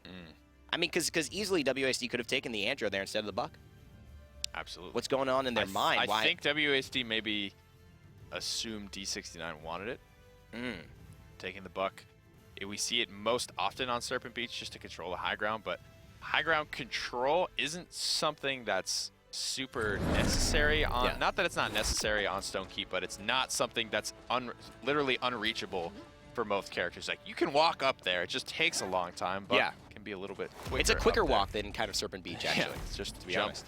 Hop, skip, and away. Mother's Grace for Unbelievables. Inara, it's going to be Accelerant for Creatives. Bomb King. Modestina on the Bounce House. Buck Kamiker with Aerial Assault on his Ruckus. And Rapid Gourd for Spunky's Aldamba. It will be Bugsy deciding what he's going for. Darkstalker Androxus for Perdo. Gera on Mortal Reach Saris. Architectonics Barrack from Sheepa. Elven Path on Half Shell Makoa yet again, and Worm Jets for Bugsy. He's going to be trying to fly quickly, and reminiscent of the title there, Level 20 Eevee, the Winter Witch. He's going to be looking to take to the skies and just use his mobility to escape than, the Buck on the side of WASD. Cauterizes early, Earthing Guard popped, and nobody's even really looking at Unbelievable, so pretty early use of that cooldown. First blood, Kamika's gonna go down, Peridot free firing. And that is just, again, the weakness that has been shown in WASD. Kamika on that Ruckus, not having the strongest of performances. They go right for him, whether he's out of position or whether D69 uses this as a tactic to their advantage. They take him down, and everything else snowballs as a result. 42% captured. We said the exact same thing last time. Unbelievable just sitting on the point. And the opposite of what we saw from the Gangstars D69 set, where they are not worried about the point until the fight is won. Yep. WASD, they're parking somebody on the point and losing the fight almost every time. And now with Inara, you know, in Europe, it's kind of become the idea that Inara can't be that flanker anymore, that bruiser, because of the slow on her weapon shot. It just makes her unable to do anything but stand still. So they're trying to play to her strengths, but it is not working. Bugsy mid-air shot on a Mudastina in the get wreck spray. What skill there? Mudastina stands and accepts his fate after all of his jumps are down. That one hurts too. I mean, Bugsy doesn't spray often, but I think that was even a clean enough shot for him to recognize, hey man, you got destroyed there a little bit. Not gonna talk about it. That was beautiful. I mean, turns around, left, right, mid-air, staring down. Incredible play. We're talking about Mudastina so much, and Bugsy steals the show right there from under his feet. Unbelievable, left alone yet again. Jeez. And this is not looking good. Peridot on a rampage and a 9 streak for him. And Elvin Path picking up his double kill on the backside of things. Just absolute dominance on all fronts here from D69. WASD struggling to get out of spawn. And that's the confidence, too. Just going back to that play Bugsy has with his Drogos. He's fine relying only on direct shots to win his fights. And that is something that not a lot of players in this meta really can do. They really rely on the combustible. They rely on maybe the Fusillade. Random Noob, the only one that really, you know, speaks to me as a guy really reliant on those direct Drogo shots. Winding it up, coming up over the railing here, looking for something, looking for anything. He's going to find Unbelievable, and he gets out safely. That is the difference here from Bugsy in last set versus this set. There's just not enough pressure on the field right now from WASD. Great pathing as well. Takes himself to the left-hand side, so there's nowhere for Inara to go except into his Dragon Punch or into the enemy team. It's perfect capitalization of the positioning of WASD, and Creatives comes through with 2 big kills, shutting down the 2 tanks on D69, installing this push. He's going to need a lot of big kills to swing this one around. It's looking all D69 thus far. Bugsy putting a ton of damage in after that Dragon Punch, already back to 56%. Again, and that's mostly off of direct shots.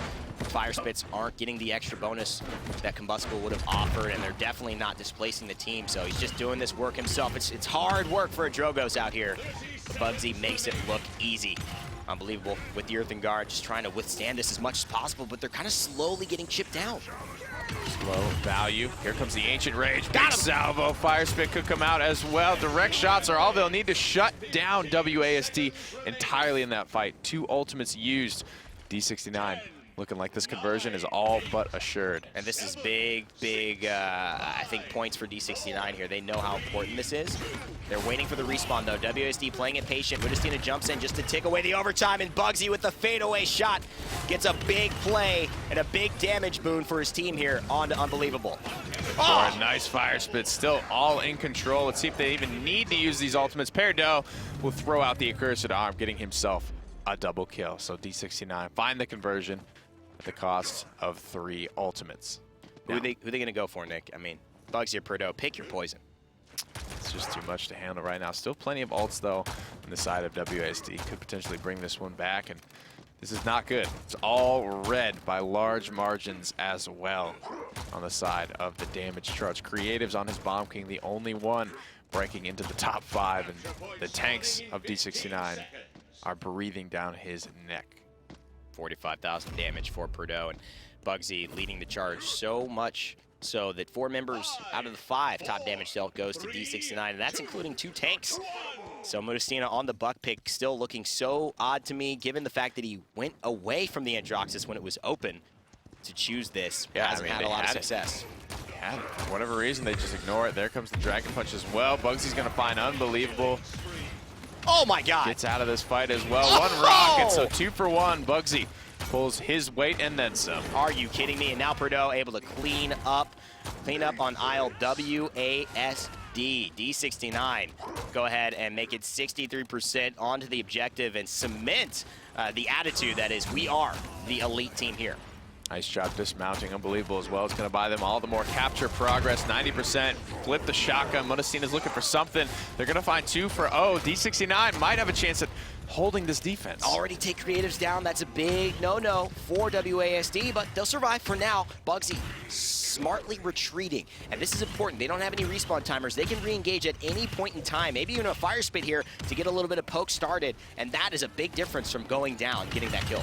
Salvo up into the air. It's going to be good damage onto the point. Unbelievable. Modestina needs to be careful. Doesn't want to lose this fight. 2 times out of 2. Still trying to pressure out Bugsy. He's getting a lot of healing, but so is Bugsy, who can win this fight for their squad. Can't believe he stayed alive, too. Is he going to find a kill on the Spunky? Almost hits the direct hit. Fire Spit will clean it up. Bugsy getting healed up by Gara. It's just amazing team play from D69. The convergence to seal the deal. Elvin Path grabs 1. Bugsy grabs 2 more. And D69 grab their 3rd objective of the game. Off to the races now, looking for conversion, looking for their spot at DreamHack Valencia. If they can win out their matchups here today, this will be a big win for them against WASD. They're already up 1-0 in the set. This is all they need. This conversion stands between them and the victory on the set. And this is what they want. They need another chance at Gangstars. They cannot drop this game. WASD, they're in the same position. They've got to beat D69 to take the 2nd spot here. But so far, things look to be crumbling. The game plan, the draft, the execution, it's not what they expected. And they may just be staring at not being able to get to land here unless they can change the dynamic within the next 2 minutes. Salvo comes up onto the high ground. Not a whole lot of value for it. Perdo gets solo ulted in the back line. He's going to lose his life for it, but those are the types of trades with 1 minute and 36 seconds remaining. I think D69 are content to take that. Minute. Like you said, 30 seconds left. Ultimate's ready for Bugsy. Elvin Path, Perdo, still half charged away. Poor Shifa, who goes down right now.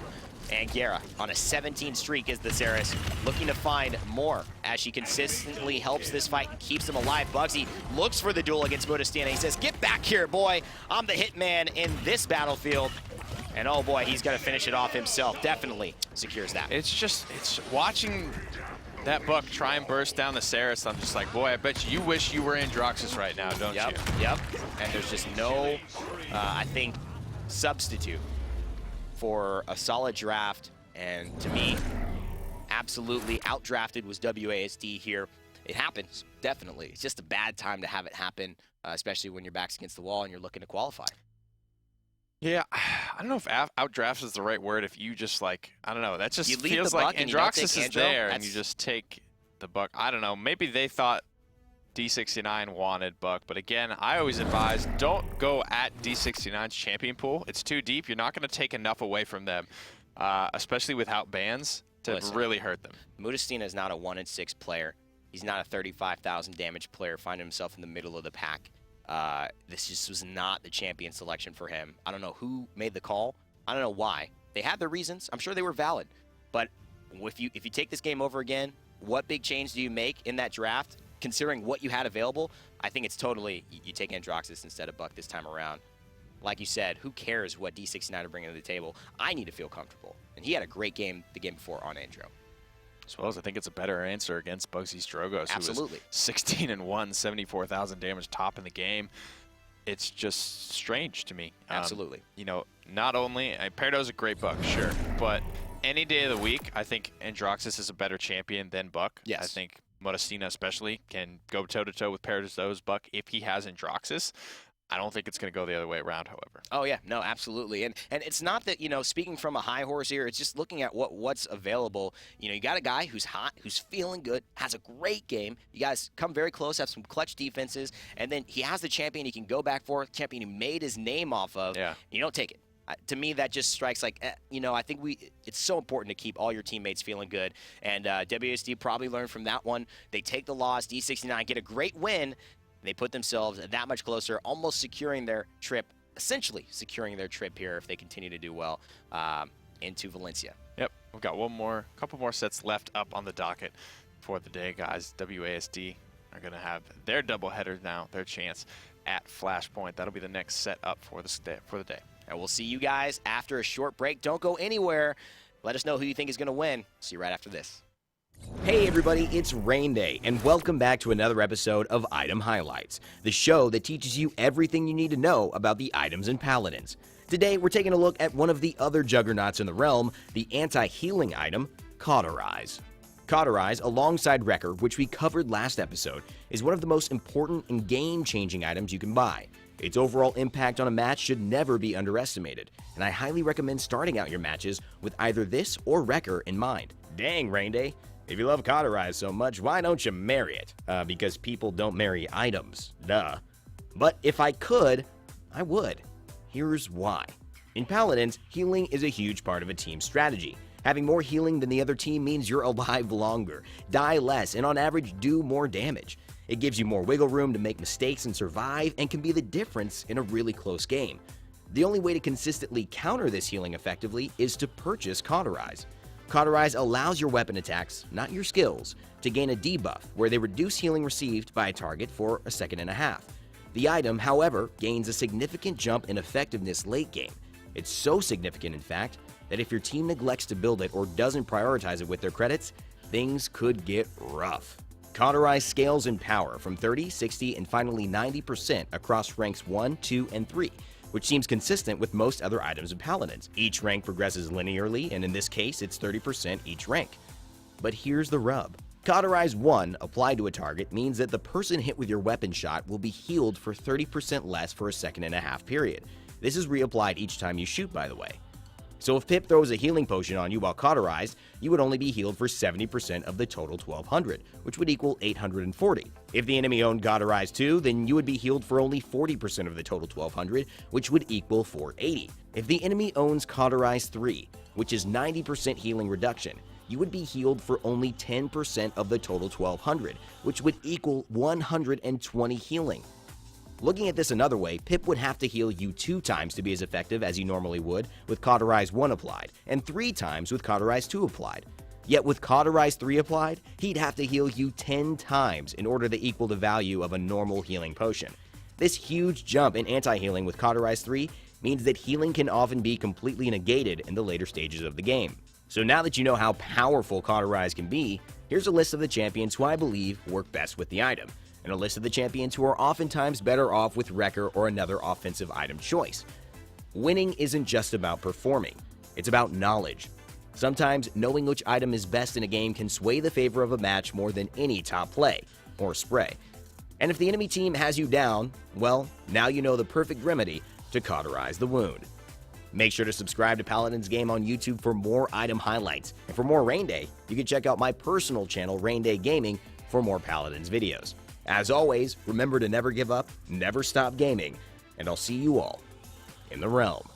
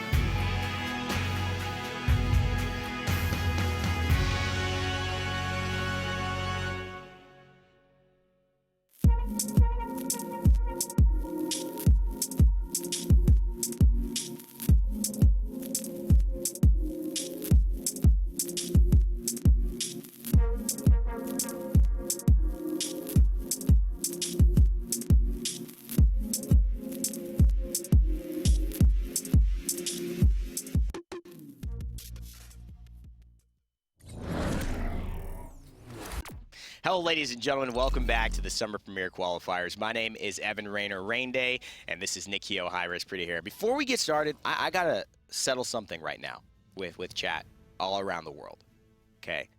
I'm a normal-sized human being, all right? I'm not that small. Oh. Nick is just really tall. Nick, how tall are you? Like 6'5". Okay, so listen, guys. And I got these man heels on. And he's got these man heels on. Stop So- you guys trying to play me out here. Listen, I know that I bring a little We bit got of a lot new. I bring diversity in a lot of ways here in this cast, okay? We got different tones and we got different heights. It's all just for your viewing pleasure. That's all. Yeah. You could contribute, good big things come in small packages. We got a lot of new viewers today. They just don't get it yet. They don't get it yet. Come you guys on, don't understand. veteran viewers, you gotta explain. You gotta explain what's going on. See, what I'm actually doing is bending down when I stand up normally. This is how I look. I'm standing on a box right now, just to Yeah. He's boost my standing own on a box. self-confidence. I'm bending down. So really, we're like same height. We dug you a hole. Exactly. To be shorter. That's right, man. Hey, and I appreciate the work you guys do, production. Thank you so much for that. Let's move it all along into the last set here. WASD versus Flashpoint. The bottom two teams, third and fourth, respectively, going to be playing on Serpent Beach. What's this matchup like, Nick? This matchup has been going convincingly WASD's way.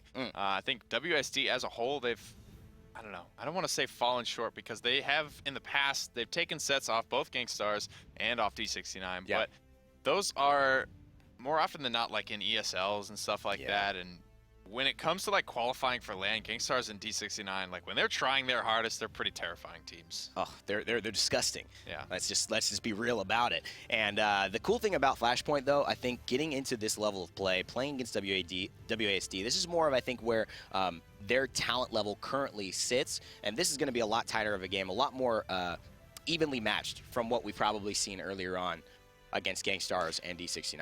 Flashpoint need to win. You don't want, this is their best chance, I think, at a win. You don't want to go through the entire qualifying series without. Yeah, You don't want to go 0-6. You want to say you belong here, right? Yeah. There's a lot of teams gunning for this spot. And, the second we do another round of qualifying for anything, I mean, it's battle, battle, battle. Survival of the fittest here in the esports scene. So, picks starting off. Ruckus first for Flashpoint, and Makoa and Barrett for WSD. Maybe even a better look because the Ruckus didn't really work out for them in the last Indeed. sets. Agree with that. And Kamaker, I think, being on the barrack. I mean, I don't really follow along with like who's like the top barrack guy. Like, I don't even know what it takes to be the top barrack, to tell you the truth. But I think if he's more comfortable on it, for whatever reason, barrack players are comfortable on that character. Yeah. It's going to be a better look for WASD. Bomb King will go the way of Flashpoint, which, frankly, I don't like. I don't love it. I love creatives on that character, and WASD have to make that switch now. But his EV has become more impactful for me, Yes. to the point where I'm not disappointed if WASD send him that way. And this is how they draft always right now. WASD, they don't have a priority beyond, it seems like, their third spot. So what they do is they use that fourth spot to pick up a damage dealer, Yeah. and then their healer as well, which it could be at the end if they felt something damage-oriented was more important, and they flex. I like this style. They just need to bring out something interesting. Otherwise, it's kind of a waste of, like, not getting a Bomb King or something that you're really interested in. Will it be the will? No, it's going to be EV for creatives, and this is good. Pressuring out, hell, Bomb King, Saris, or Shaolin. I think he's got what it takes to pressure out any of those characters. Absolutely. And then, I mean, Inara, Ruckus are big and slow enough targets, and EV hits for like 900 damage, so you can contribute. If you can't find an angle, worst comes to worst, punch that Inara in the face. You can try and do it. Kakak's going to be peppering the point with that pepper shaker there. Those soul orbs doing so much work if you stand in them. Recurve Shaolin for Saib. 8. Fishko. Accelerant Bomb King. Nobody to sniff your nose at. He is an absolutely incredible player on that one. Mother's Grace Inara for Phoenix. And Aerial Assault Ruckus taking the skies for Sephi Cloud. Yeah, Ripen Gore for Spunky's Mount Amba. Unbelievable. Has got Architectonics, and it will be Kamaker, in fact, on the Makoa with Pluck. Creatives with Reprieve. Eevee and Modestina with a Darkstalker and Droxus. Right. Fishko on the Bomb King. That's why it's all the more important, I think, for creatives to get it, because Fishko is an absolute monster with it, as well as his Drogos is pretty good. WSD, I think, who is their official Drogos player? They don't seem to like it, and I think that's going to hurt their chances. It would be overall. Mudastina. It would be. That's, Right. kind of where he's at the Masters lane. He had great performances on that in Andro. And I wonder why they don't go for it. Well, Because what I think creatives is plenty good at Andro to be able to fill those shoes. It's because they prioritize the Andro for Mudastina, but to me, it's just like, what happened last game? When you prioritized Buck, when you could have prioritized the Andro. Now when you can pick a Drogos, you prioritize Andro. I don't get their tier list You're there. confusing me. You're confusing me, guys. 87% on the objective for WASD, though. Things looking good going their way after a rough loss against D69. Definitely have the advantage here.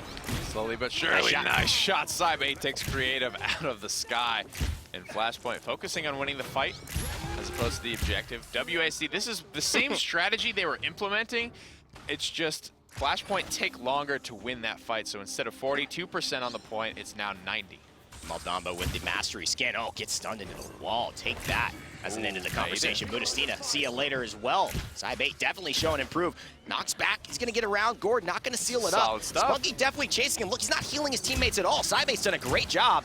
And if Spunky gets this kill, I mean, he'll slowly be getting into the fight, but it's not enough. Everyone is dying. Kamaker's dead. Unbelievable is dead. Spunky off on his own revengeance quest. Walls off one. Seismic crash onto nice two, but slither. it gets slithered by Spunky, and now the counter initiation comes through. Oh, that's a pro slither right there. Bomb King, Fish Go, gonna use it? No, doesn't need it. Gets 2 bombs, hits the Clutch. spray, get wrecked, goes to the BM, emote, and now dies. That was like when Cuss Cutie hit that emote. Yeah, and then it got gets his head headshot. taken off by In that Canessa. same spot. That is the exact same spot.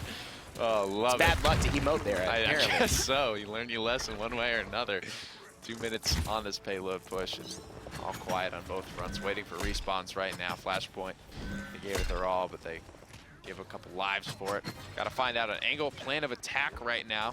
They don't have a ton of high ground control. It's going to be pretty much just Bomb King unless Cephicloud wants to accompany Fishko up onto the high ground. You can see there he goes up onto the high ground, coming back down with a King Bomb, finds 1, looking for 2. Kamberger tries to take that battle and just loses out thanks to the raw DPS Ruckus is bringing, and able to go back to base. He gets that privilege on the back of Cephicloud, who's still in pressuring, getting stunned out as well by Cybe8. Gets the kill is Mudastina though, and looking to find Cybe8 here yet again. He's the one that needs to be shut down. He's gonna run away from this duel for now. Needs that reversal, but it's Creatives right now having a big impact. Cleans up not only Cybe8, but Fishko as well earlier in that fight. Took the Bomb King down, and difficult to do. Very squishy character against a high DPS character like Bomb King. It can be over just like that. And just like that, Creatives will go down. Almost as if you're reading the future yet again. It seems like on Serpent Beach, Ceres's abilities apply not only to casters, but to players. It's just very, very, apparently like a good divination Is that point a whiff? for her. I think that's a whiff. Nobody gets pulled in there. Hexafire comes out in this building just to clear it out. 1 kill comes through. Creatives shuts down Cybe8. Creatives having a hell of a game right now. Phoenix on a 10 streak as well. Can't forget to talk about this guy. And Spunky gonna go down thanks to that Earthen Guard. Will keep him alive just long enough under Mudastina's pressure, but he will slowly fall. Mudastina with picking up 2. Gotta be careful. Oh, misblink. Almost said his name 3 times. Yeah, we're about at our quota for broadcast today. Gotta watch ourselves here. 30 seconds remain.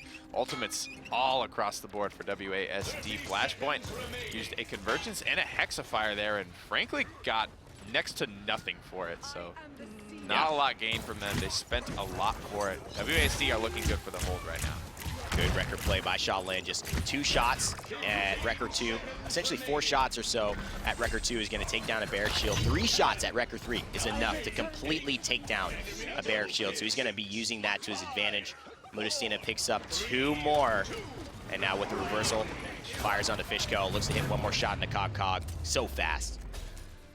Looking strong right now. Mudastina having a great game. Creatives having a great game. On characters they're comfortable with. Dangerous, dangerous stuff from WASD. When they get what they want, Kamaker looking a little bit better. Everyone as a whole. And frankly, D69 makes everybody kind of look like crap from time to time, unless you're the Gangstars. But definitely now in the driver's seat. Feeling comfortable despite losing that payload.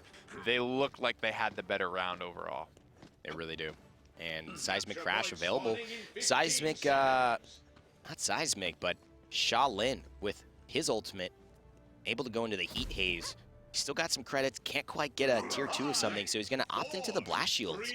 Definitely worried about Creative's pressure there, and that's really the only one who's gonna bring that Blast Shield's pressure, so absolutely respecting Creatives on the EV right now. Creatives going into a resilience as well. He needs to be careful of all the CC. He goes down the first one to fall. Mudastina looking for an angle here. Doesn't like what he sees, however, Repulsor Field.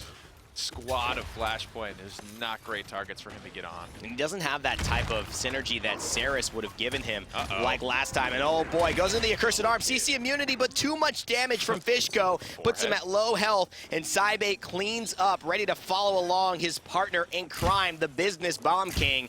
Oh, they're making cash today, and they go ahead and secure things. 45% now on the objective for them. Looking for that impale stun. Not quite gonna find him, but finds 2 shots onto Unbelievable's Barrick, who's got no chance at coming back onto this point. He's poked out, half HP, low mobility character like Barrick. Cybe gets cleaned up with Flashpoint.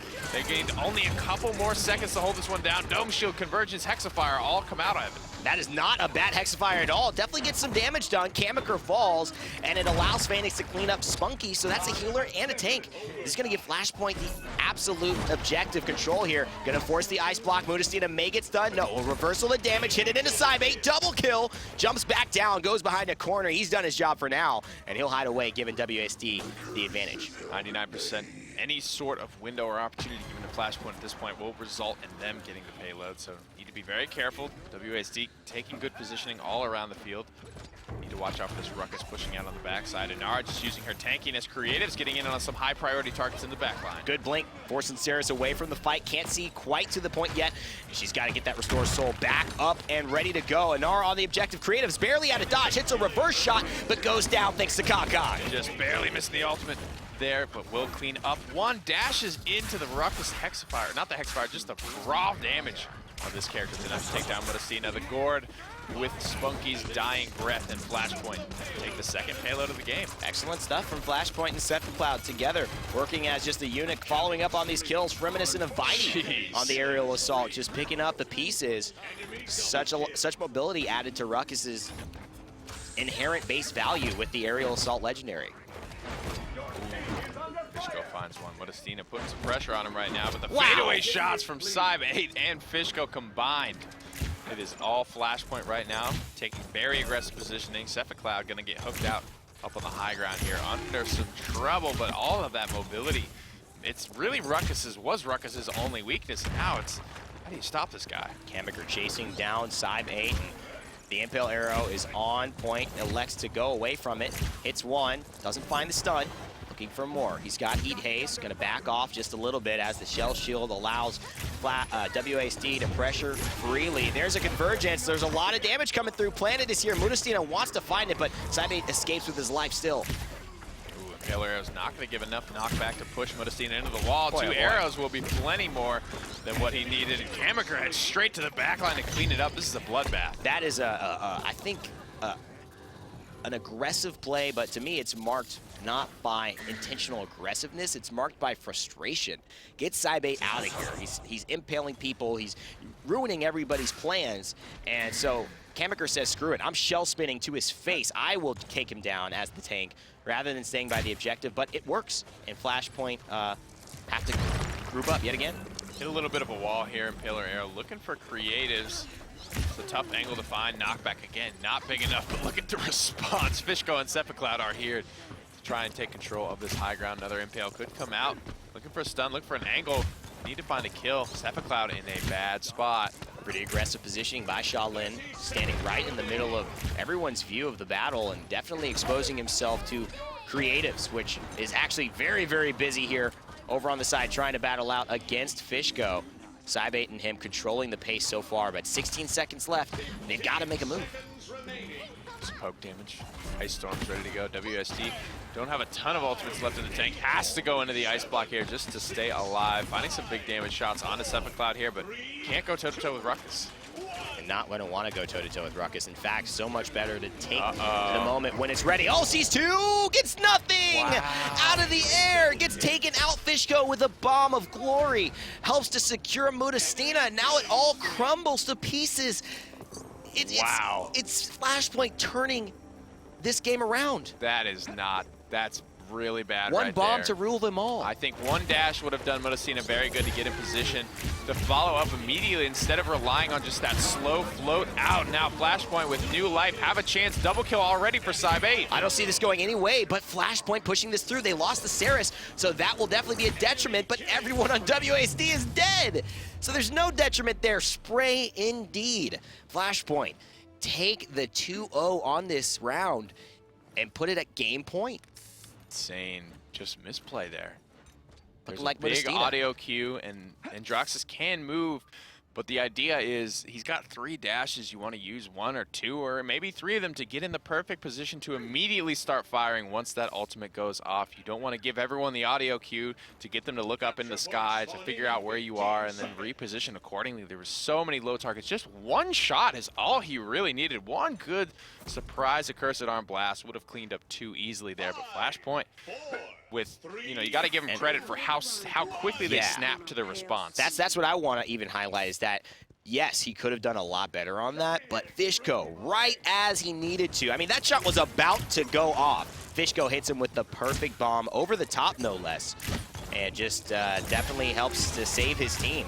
Dome Shield comes through, and this is a last-ditch effort for WASD. Barrick is so low, slowly getting healed up by Spunky, who doesn't find himself on any adventure this time around trying to get kills. He's just healing up his team as best he can. For pop shots onto somebody, onto anyone here. Destroying those tanky deployables is hard. Oh my god, so many cooldowns forced out of creatives already. He's got 3 seconds before he can do anything on Eevee. He's completely forced out of this fight. They can't chase him, though. That's the problem. They don't have anybody who can catch up. The only one with that mobility is Bomb King or Ruckus. And frankly, Shaolin and Saris not the most mobile in the realm, and that's going to do to his advantage here, playing a little bit more dangerous. But Cybe8, man, he's come to play today. Absolutely. Planted not off cooldown. Has the impale if he needs it, but he's got 4 teammates here supporting him. Cybe8 with the last shot onto Unbelievable as well. 66%. Flashpoint look like they might take this game. Flashpoint looking good out here in the realm, trying to keep this momentum rolling through in the set. WASD have a lot of questions to answer so far. Haven't answered many of them for me. Heat Haze popped up, gonna give him extra speed when he's firing, but holding these shots very patiently is Cybe8, creating the illusions. Budistina spots him out. The impale, though, it's gonna seal the deal. What else did you expect? Spray at the end. Flashpoint looked to secure this win. Cybe8 just looking damn good this game. Really no way around it. He's got a lot of spunk, 16 streak. Fishko looks good as well, 6, but oh my, playing out of his mind right now on the Shaolin, a character that's frankly not been of heavy prioritization as of late.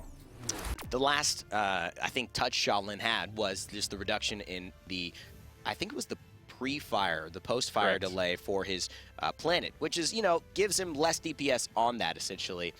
But what I think is so cool about it is that he's just a character that's good, right? He's a standard good character, can do well, oftentimes really well on Serpent Beach because he can kind of hide out, uses Desert Shadow Legendary, but, you know, just played to excellent effect by Cybe8 on Flashpoint, and that results in a great team play and great team victory.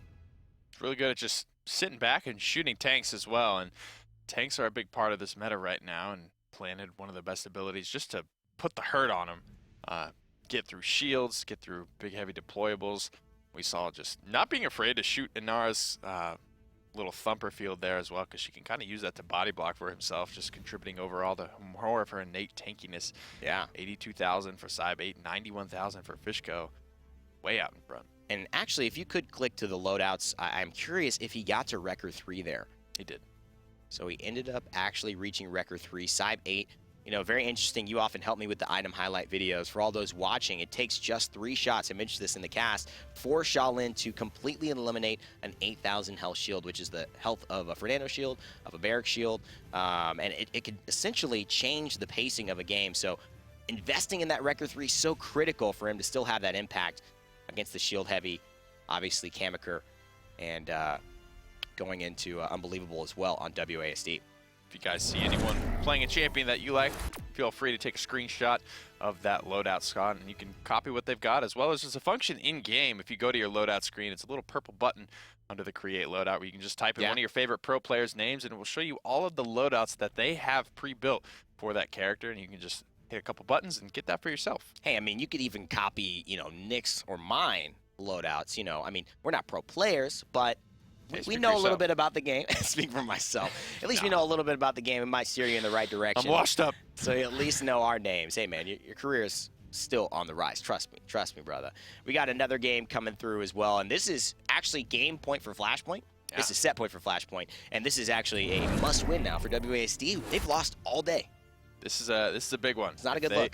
If they lose this, I think this will clinch D69's spot, as WASD will not have enough games left to play to surpass their win count. So WASD backs against the wall here. They're going to pick up a Ruckus. Flashpoint answer with a Makoa, and thinking on their second pick. When your back gets against a wall, sometimes there are two ways to respond. You go and you try to break through the wall, or sometimes you just, you stay back against it and you go with what you know. WASD not going for anything flashy, go back to the ruckus. This is what they wanted to do earlier on versus D69. It didn't work against D69, but they're going back to their roots, their original game plan, which I don't mind considering that this is a must-win for them. I like this draft from WSD thus far, but Flashpoint as well have a pretty good one. They go for the Lex with Androxus still on the table. Just dissuading a Drogo's pick. I don't think they need to do that, though. WSD don't really pick it up, even if it's all left for them. They just won't take it. They'll go for the Eevee instead. Androxus Maldamba going to round this out. Flashpoint with one left to pick up. The Drogos will be secure for them, even in the face of the Andro. And this is a different draft for them. Taking, I think, the Bomb King earlier, like you mentioned, being in the first position, they don't have the opportunity to kind of flex pick at the very end. But I do like that they're securing more of their damage dealers in that first round of picking, rather than waiting until the 6th, 7th pick to really do that, which they've been doing, and maybe not getting the impact plays. Bomb King, I mean, you can't underestimate how much he brings to a composition. It's going to be unbelievable for WASD with an Architectonics Darkstalker for Modestina.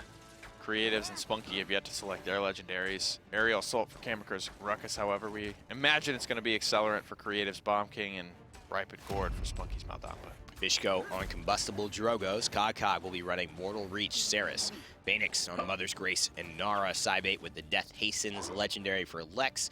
And Cephicloud on Pluck Makoa. And this is pretty interesting because I feel like this is a good way to take Drogos in the face of Androxus. You take Combustible Morale Boost, play safe, but then you've also got Lex, who does very well against Androxus in a 1v1 scenario, shot for shot. Lex is going to come out on top to just sit in the back and babysit, which is the way that we've actually seen Modestina start playing the character. Not really diving in the same vein as Androxus, but just being backline poke. And he's so excellent at it. Cybate, he had a great game on Shaolin. Will he continue to impress here? Creatives looking to find a clumped up group of enemies. Gets a little damage on the Cybate already. He's going to heal up quite, not too much. One headshot, though, will really help to turn this.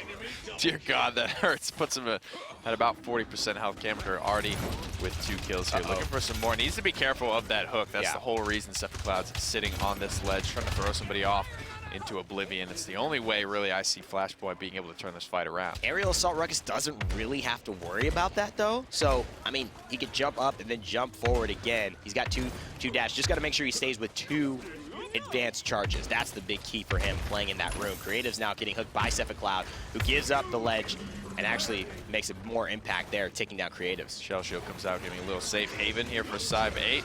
Here comes the Dragon Punch as well around the side. Not going to be a super high value punch, and that's just a miscommunication, right? Yeah. The Kamika's is so low, you don't really need to Dragon Punch him, and even after the hook, it's just a desperation trying to hit this guy. It's like, what are you guys communicating about right now? When one guy's pulling the Dragon Punch target away from Drogos, it's like, what's going on here? What's happening? And that's where they're going to have to keep this up. They haven't really shown too many amazing moments yet. Definitely WSD has been the advantage in this early onset fight, but it doesn't mean that they can't come back. Cybate gets a big kill on unbelievable. Wow, a quadra kill. Is that the best law we've ever seen here? Yep. Holy moly.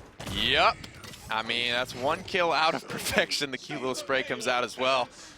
Gal 1 of Brazil, I hope you're watching. I need to see that replay, and I don't think we can, but I'm going to have to watch this VOD back. Somebody clip that. And unfortunately, actually, there's no way to clip it because you didn't see it. So unfortunate there. The quadra kill loss, so clutch coming out from Cybate.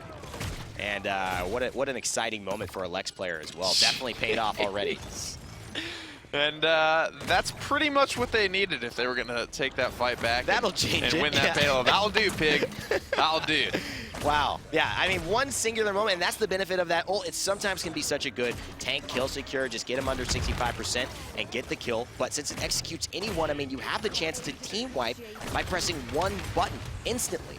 And that's the cool synergy about Lex and Drogos is Seismic Crash, Dragon Punch all coming through. Drogos has the burst just with like Fire Spits and Salvos to put pretty much a whole team under 65%. Oh, great play there by Fishko. Hits the spray. Creative's not going to go down just yet. Level 20 on the Drogos, as you can see there. Cybate almost charged up his ultimate yet again. 4% on that individual shot. So if he hits a few more here, maybe 5, He's actually going to get really close to that 100% yet again. And 13 remain. Spotted out right now is this Ruckus. Big headshots coming through, 1,300 damage. King Bomb as well. Maybe a little bit of an overcommitment there. Creatives gets nothing for his King Bomb troubles. Trying to find a kill onto Lex at least, but he's getting pressured out since there's just a lot of members of Flashpoint pressing the issue. And now 903 health to his name, 323, trying to stay alive. Throws a Grubby Bomb. That could be the saving grace though, because that will apply pressure onto this point. His dying breath, it comes through nearly at conversion point. Ruckus is all that's left here in Flashpoint. Off the back of that beautiful, I believe a Narwhal may have secured that, in fact, because they squeaked it through there, get the conversion. Gorgeous stuff there from that Inara. Backs against the wall, it ends up being a wall. Yeah, that spells doom and gloom for WASD. Only 2 ultimates left in the tank here. Big whiffs for WASD. Flashpoint still sitting on 3, and frankly, all they apparently need is the Law. The Law and Convergence and Combustible, I mean, you could ideally have another situation where a Quadra kill goes to either Drogos or Lex if they play it right. WASD just reminiscent of how well they used that with Saris and Androxus, but now falling yet again to some excellent play here from Flashpoint in the first round against them in Jaguar Falls. It's do or die. Flashpoint definitely taking advantage. Items about equalized here for both squads. Modestina, that's the big note, is only on Cauterize 1 right now. Didn't get enough credits online. Fishko with another missed Dragon Punch. Just gonna throw out that Fire Spit. Be content to fire away and hope nobody noticed. Maintains composure though. Nothing happening. Doesn't get anything from the Dragon Punch or the Convergence. Kind of weird, but Flashpoint feeling confident. Sprays yet again for Cybe 8, just roaming around. He's got a lot of mobility at Jaguar Falls. There's the Law. That's how you use it. Perfect execution. Cybe 8 putting on a Lex clinic today. That's all I want, man. That's literally all I want from a Lex ult. I'm not, you know, the Quadra kill's nice. Don't get me wrong. I ain't gonna be mad at that either, but there's nothing wrong with just eliminating a Ruckus, getting him super staggered from his team. Let's take a look at the loadout Cybe 8's running as well. You'll notice as he slides, he's gaining what I believe is a little bit of movement speed. So he's got 20% movement speed there as well. And I guess Condition 4 is just giving him just that extra bit of rotation ability, which allows him to get around corners and finish off these shots like the Law that we just mentioned. 2 minutes remain here. Spunky finds one. Cybe 8 answers back. A lot of headshots right now for Cybe 8, putting a ton of damage. Needs to hit these ones though. Misses a couple key ones. Gonna have to see his way out of that fight. Targets coming around the corner. Creatives, some trouble here, but it's a delicate balance right now, and not a whole lot going to be gained or lost from one pick going either way. And oh my God. A big Dread Serpent on the backside. Spunky getting extremely aggressive by himself. That's lack of composure, Nick. I mean, he just, I'm not going to call him on it as a bad play, but I'm just going to say he knows how important Creatives is to this team and solo ults him to get the kill. And in fact, it is important for them because now he's actually at 41% here as a result of finding that kill. I'll tell you what, got a lot of damage off the back of it as well. Dragon Punch is up and ready to go. Here comes the Fire Spit's gonna connect on a Modestina. Dragon Punch winding up. He's got a long way to go. Looking for this Barrack who's weaving his way around the payload. Unbelievable, almost squeaks his way to safety, but he will be sent back to spawn. Salvo Prime, Salvo let loose on that Ruckus. Just all the more poke for the side of WASD. Where's this Flashpoint been? I mean, where has this team been? These guys are showing up today. I can't tell if WASD are asleep at the wheel or if Flashpoint are just coming through and making a big explosion, saying we deserve to be known here. Up into the air goes Bomb King and down for 1 kill. Cybe 8 does fall, and that seems to have been the keystone for them having so much success. More kills coming through now, and not a whole lot gained off that Wombo combo, but slowly over time, Modestina's finding a couple picks here and there as when a team is on the back foot, Androxus is really good at exploiting that defensiveness and just picking you off, as he has the mobility to not only keep up, but to out DPS you while keeping that mobility high. So is this WASD not playing well or Flashpoint playing very well? What do you think?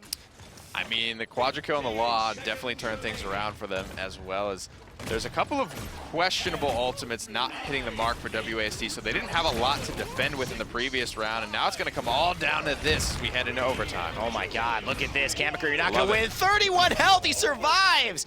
Gets the solo ult, gets a big kill, but maybe not enough to turn the tide completely. Spunky with a very smart ultimate to not only put the shield on cooldown, but to push him away from the objective. WASD will find their first point. against That's a Flashpoint. quadra kill for Modestina, just with his revolver as well. Didn't need his ultimate for it. WASD only have one left. It's a Dome Shield, but Dome Shield is extremely good, and Flashpoint, as of late, have been very good at wombo comboing. At Cybate, he's getting 4, 5 kills, pentakills with his ultimates in combination with Convergence, and Dome Shield is the ultimate panic button, the ultimate hell no to all of that wombo combo pressure. It's going to keep not only Unbelievable safe, but block a line of sights for Convergence, keeping the rest of his squad safe, and that can be all they need. One clutch Dome Shield is definitely what you need to swing a fight.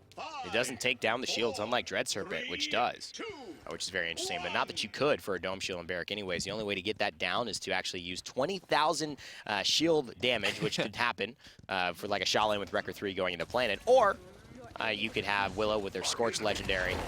Otherwise, you're just better off trying to kill Barrack or running away. Hook's going to land on the one. Modestina's got a decent angle on this backline. Seismic Crash is going to come through, but it doesn't get a whole lot of it. Big kill. Side 8 goes down. Kamiker on the back of that one, making a big play for his team. Fishko making it just an even bigger play, and he hits this one. Oh boy, Fishko, you have carried your weight. Almost finds him as he lands, but lands on the bridge instead of underneath it. Long range fire spit, no value, but 3-1 for Flashpoint off of 2 clutch kills by Fishko. This looks like it might be it. WASD really, this is crunch time now or never for them. Sephiroth goes under the shell shield here, has the hook in 2 seconds, landing some big shots. King Bomb here is going to put some big hurt on, but Creatives loses his life for it. Cybate takes down Kamiker in the back line and dies now to Unbelievable. It is WASD Sports just trying to get on. Will Combustible take away, but no healing station from the turrets will actually help to keep Unbelievable alive enough before Spunky can rotate in. Miss salvo there by Fishko. Ooh, not a good look. Now he's going to be under some pressure here. Cog coming in. Could be the nail in the coffin here. Dredge Anchor's going to pull one, and there's the Convergence up onto the high ground. Oh! Pulls in 3. Cog setting up his team for success. No law comes out yet. Cybate doesn't have it charged, but that could have been enough to change the fight. Cybate picks up 1. What a Convergence there coming through by Cog. Modestina's still alive, and he's yet to die this whole fight, and that's the big key. He stayed alive, but Fishko gets a double himself. He's the only one on the point. Now it's Spunky versus a Dragon Punch, and not even Spunky's good enough. Overtime continues to tick on. Fishko thought the game was over, but now Creatives comes blasting back in. Who's gonna win? It's like tic-tac-toe. You never know who has the advantage until the last one is played. Flashpoint get the victory, and they claim success over WASD. They get their first win in the Summer Premier Qualifier in spectacular fashion. And that means D69 have now qualified for DreamHack as well, because WSD don't have enough games left to surpass their record with the loss here. So congratulations, D69 and Gangstars. They are our 1 and 2 teams qualifying for Europe. And that's it. Those are the guys going to Valencia. In less than a month, you'll see them compete in the big stage there at DreamHack Valencia. They'll be against the North American 2 qualifying teams, who will hopefully be finding out about tomorrow as well, or we'll see if there's more to that story. And of course, their rivals from the international scenes of Australia, Latin America. We'll see who else joins over there, and taking a look at the scoreboard at the end. Paints a picture. Kind of the Cybate show for me. Absolutely. 15 and 6, 78,000 damage, top in the game, and that's pretty tough to do when there's actually Drogo Snow did scoop top damage. Combustible just puts so much damage up on the board. It's tough to beat that character out, but everybody else nowhere really close to Cyb 8. Incredible game from him. Top credits, top KD. I mean, stuff. What's so weird is that Cog with a 1 and 7 and 5. He's got 1 kill, assisted on 5 others. I mean, I feel like he got that in the very last second of the game. I mean, did he just do nothing for the entire game except he's healing, and man. stay alive? He's right-clicking his way to victory. So incredible. Comes through with probably the game changer. I think that ultimate set it all off. Got many there and gave Fishko, who again is another guy really to shout out here. That is interesting. I see what you're saying, because normally if you hit a good Convergence, right, you don't need to heal anyone because everyone on the enemy team's not doing damage. They're all pulled into a little clump, and you just, I mean, Saris is good for, you know, between 1 and 1,800 damage, yeah, I think, following up on her own ultimate. Yeah, No, absolutely. It's an interesting thing, Nick. We've got a lot to kind of go forward through. There's a lot of opportunities for us to kind of look ahead. Just previewing a little bit of North America for me. What are you expecting to see out of tomorrow for people to join us on the broadcast? Well, we've got Team Cryptic. They're out in front by a large margin. Similar, it's almost the same standings as Europe. Cryptic being the first seed, they are sitting at 3-0 right now, perfect. So they have a good chance, I think, at converting their spot to DreamHack, clinching that up. Here are the standings for EU, however. 4-0 for the Gangstars, D69 3-2, WASD sitting at 1-4. That means because with only 2 games left to play, they won't be able to close that gap. Flashpoint at 1-3 as well.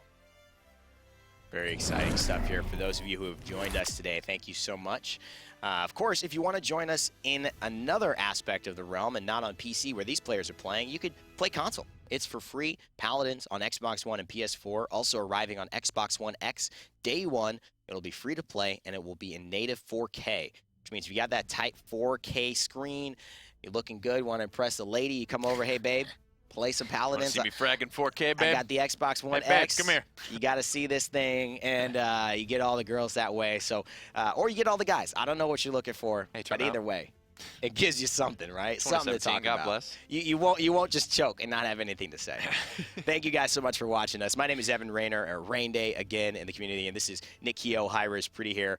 We're here with High-Res Studios in Alpharetta, Georgia. Before we give you the peach, just want to say again, happy birthday to the Bellafroy boys. See you guys soon, hopefully, and thanks so much for all the work you put into Paladins World. The console stuff, not sure if that's on, but it should be on Paladins World for the Twitch channel later on today at some point. So make sure you stay tuned for more Paladins action there. A lot of exciting things, teams getting picked up. Gangstars actually picked up on the console side. They'll be going to Console Wars in Valencia. 50,000 prize pool there. So we'll see you guys all very soon. Join us tomorrow at 2 p.m. EST for North America. And as always, remember to never give up, never stop gaming, and I'll see you all in the realm.